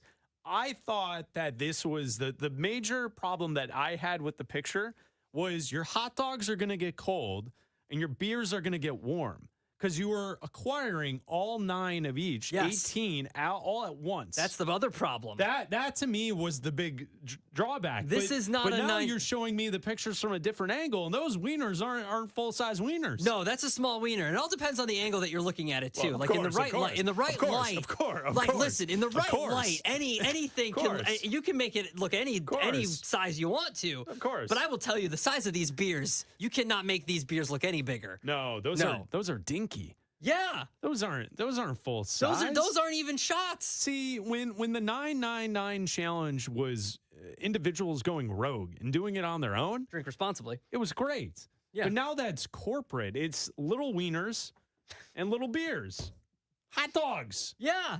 You know, those hot dogs. I would say that this is maybe, let's see, 1, 2, this is probably maybe 3 beers. Why? Some of those hot dogs look wider than the length. What is going on there? Okay. Dude, don't those look shrimpy? They look. Yeah, they're small wieners. And it's probably only 3 beers total. Like it's a bunch of shots, essentially. Is the way it Basically, looks I like. think it's like 3 ounces of beer in each glass. See, that's not cool. Man, the 999 challenge used to be cool. Now it's corporate. No, This ain't fun. You Who should go to wants each do one of these that? stadiums and do the real 9-9 challenge and protest. Well, I don't think I could accomplish it. No, I would throw up. I can't do that. No, That's not no. something I could maybe try the kids version that they have there. This one? Oh, the this Happy is Meal, light work. The Happy Meal version where they have the little hot dogs and the little beers. Kids meal? Does it come with a toy? The little sippy cup. Does it come with one of those mini bats and a little ice cream and a little helmet too? That would be cute. Do I get that at the end? That would be nice. Is that the prize? Man, that really. I thought that they were doing something cool, but really, they're not going to give you 9 beers. All right, we'll be back tomorrow at noon Eastern. Jim Rome is coming up next. This is Westwood One Sports.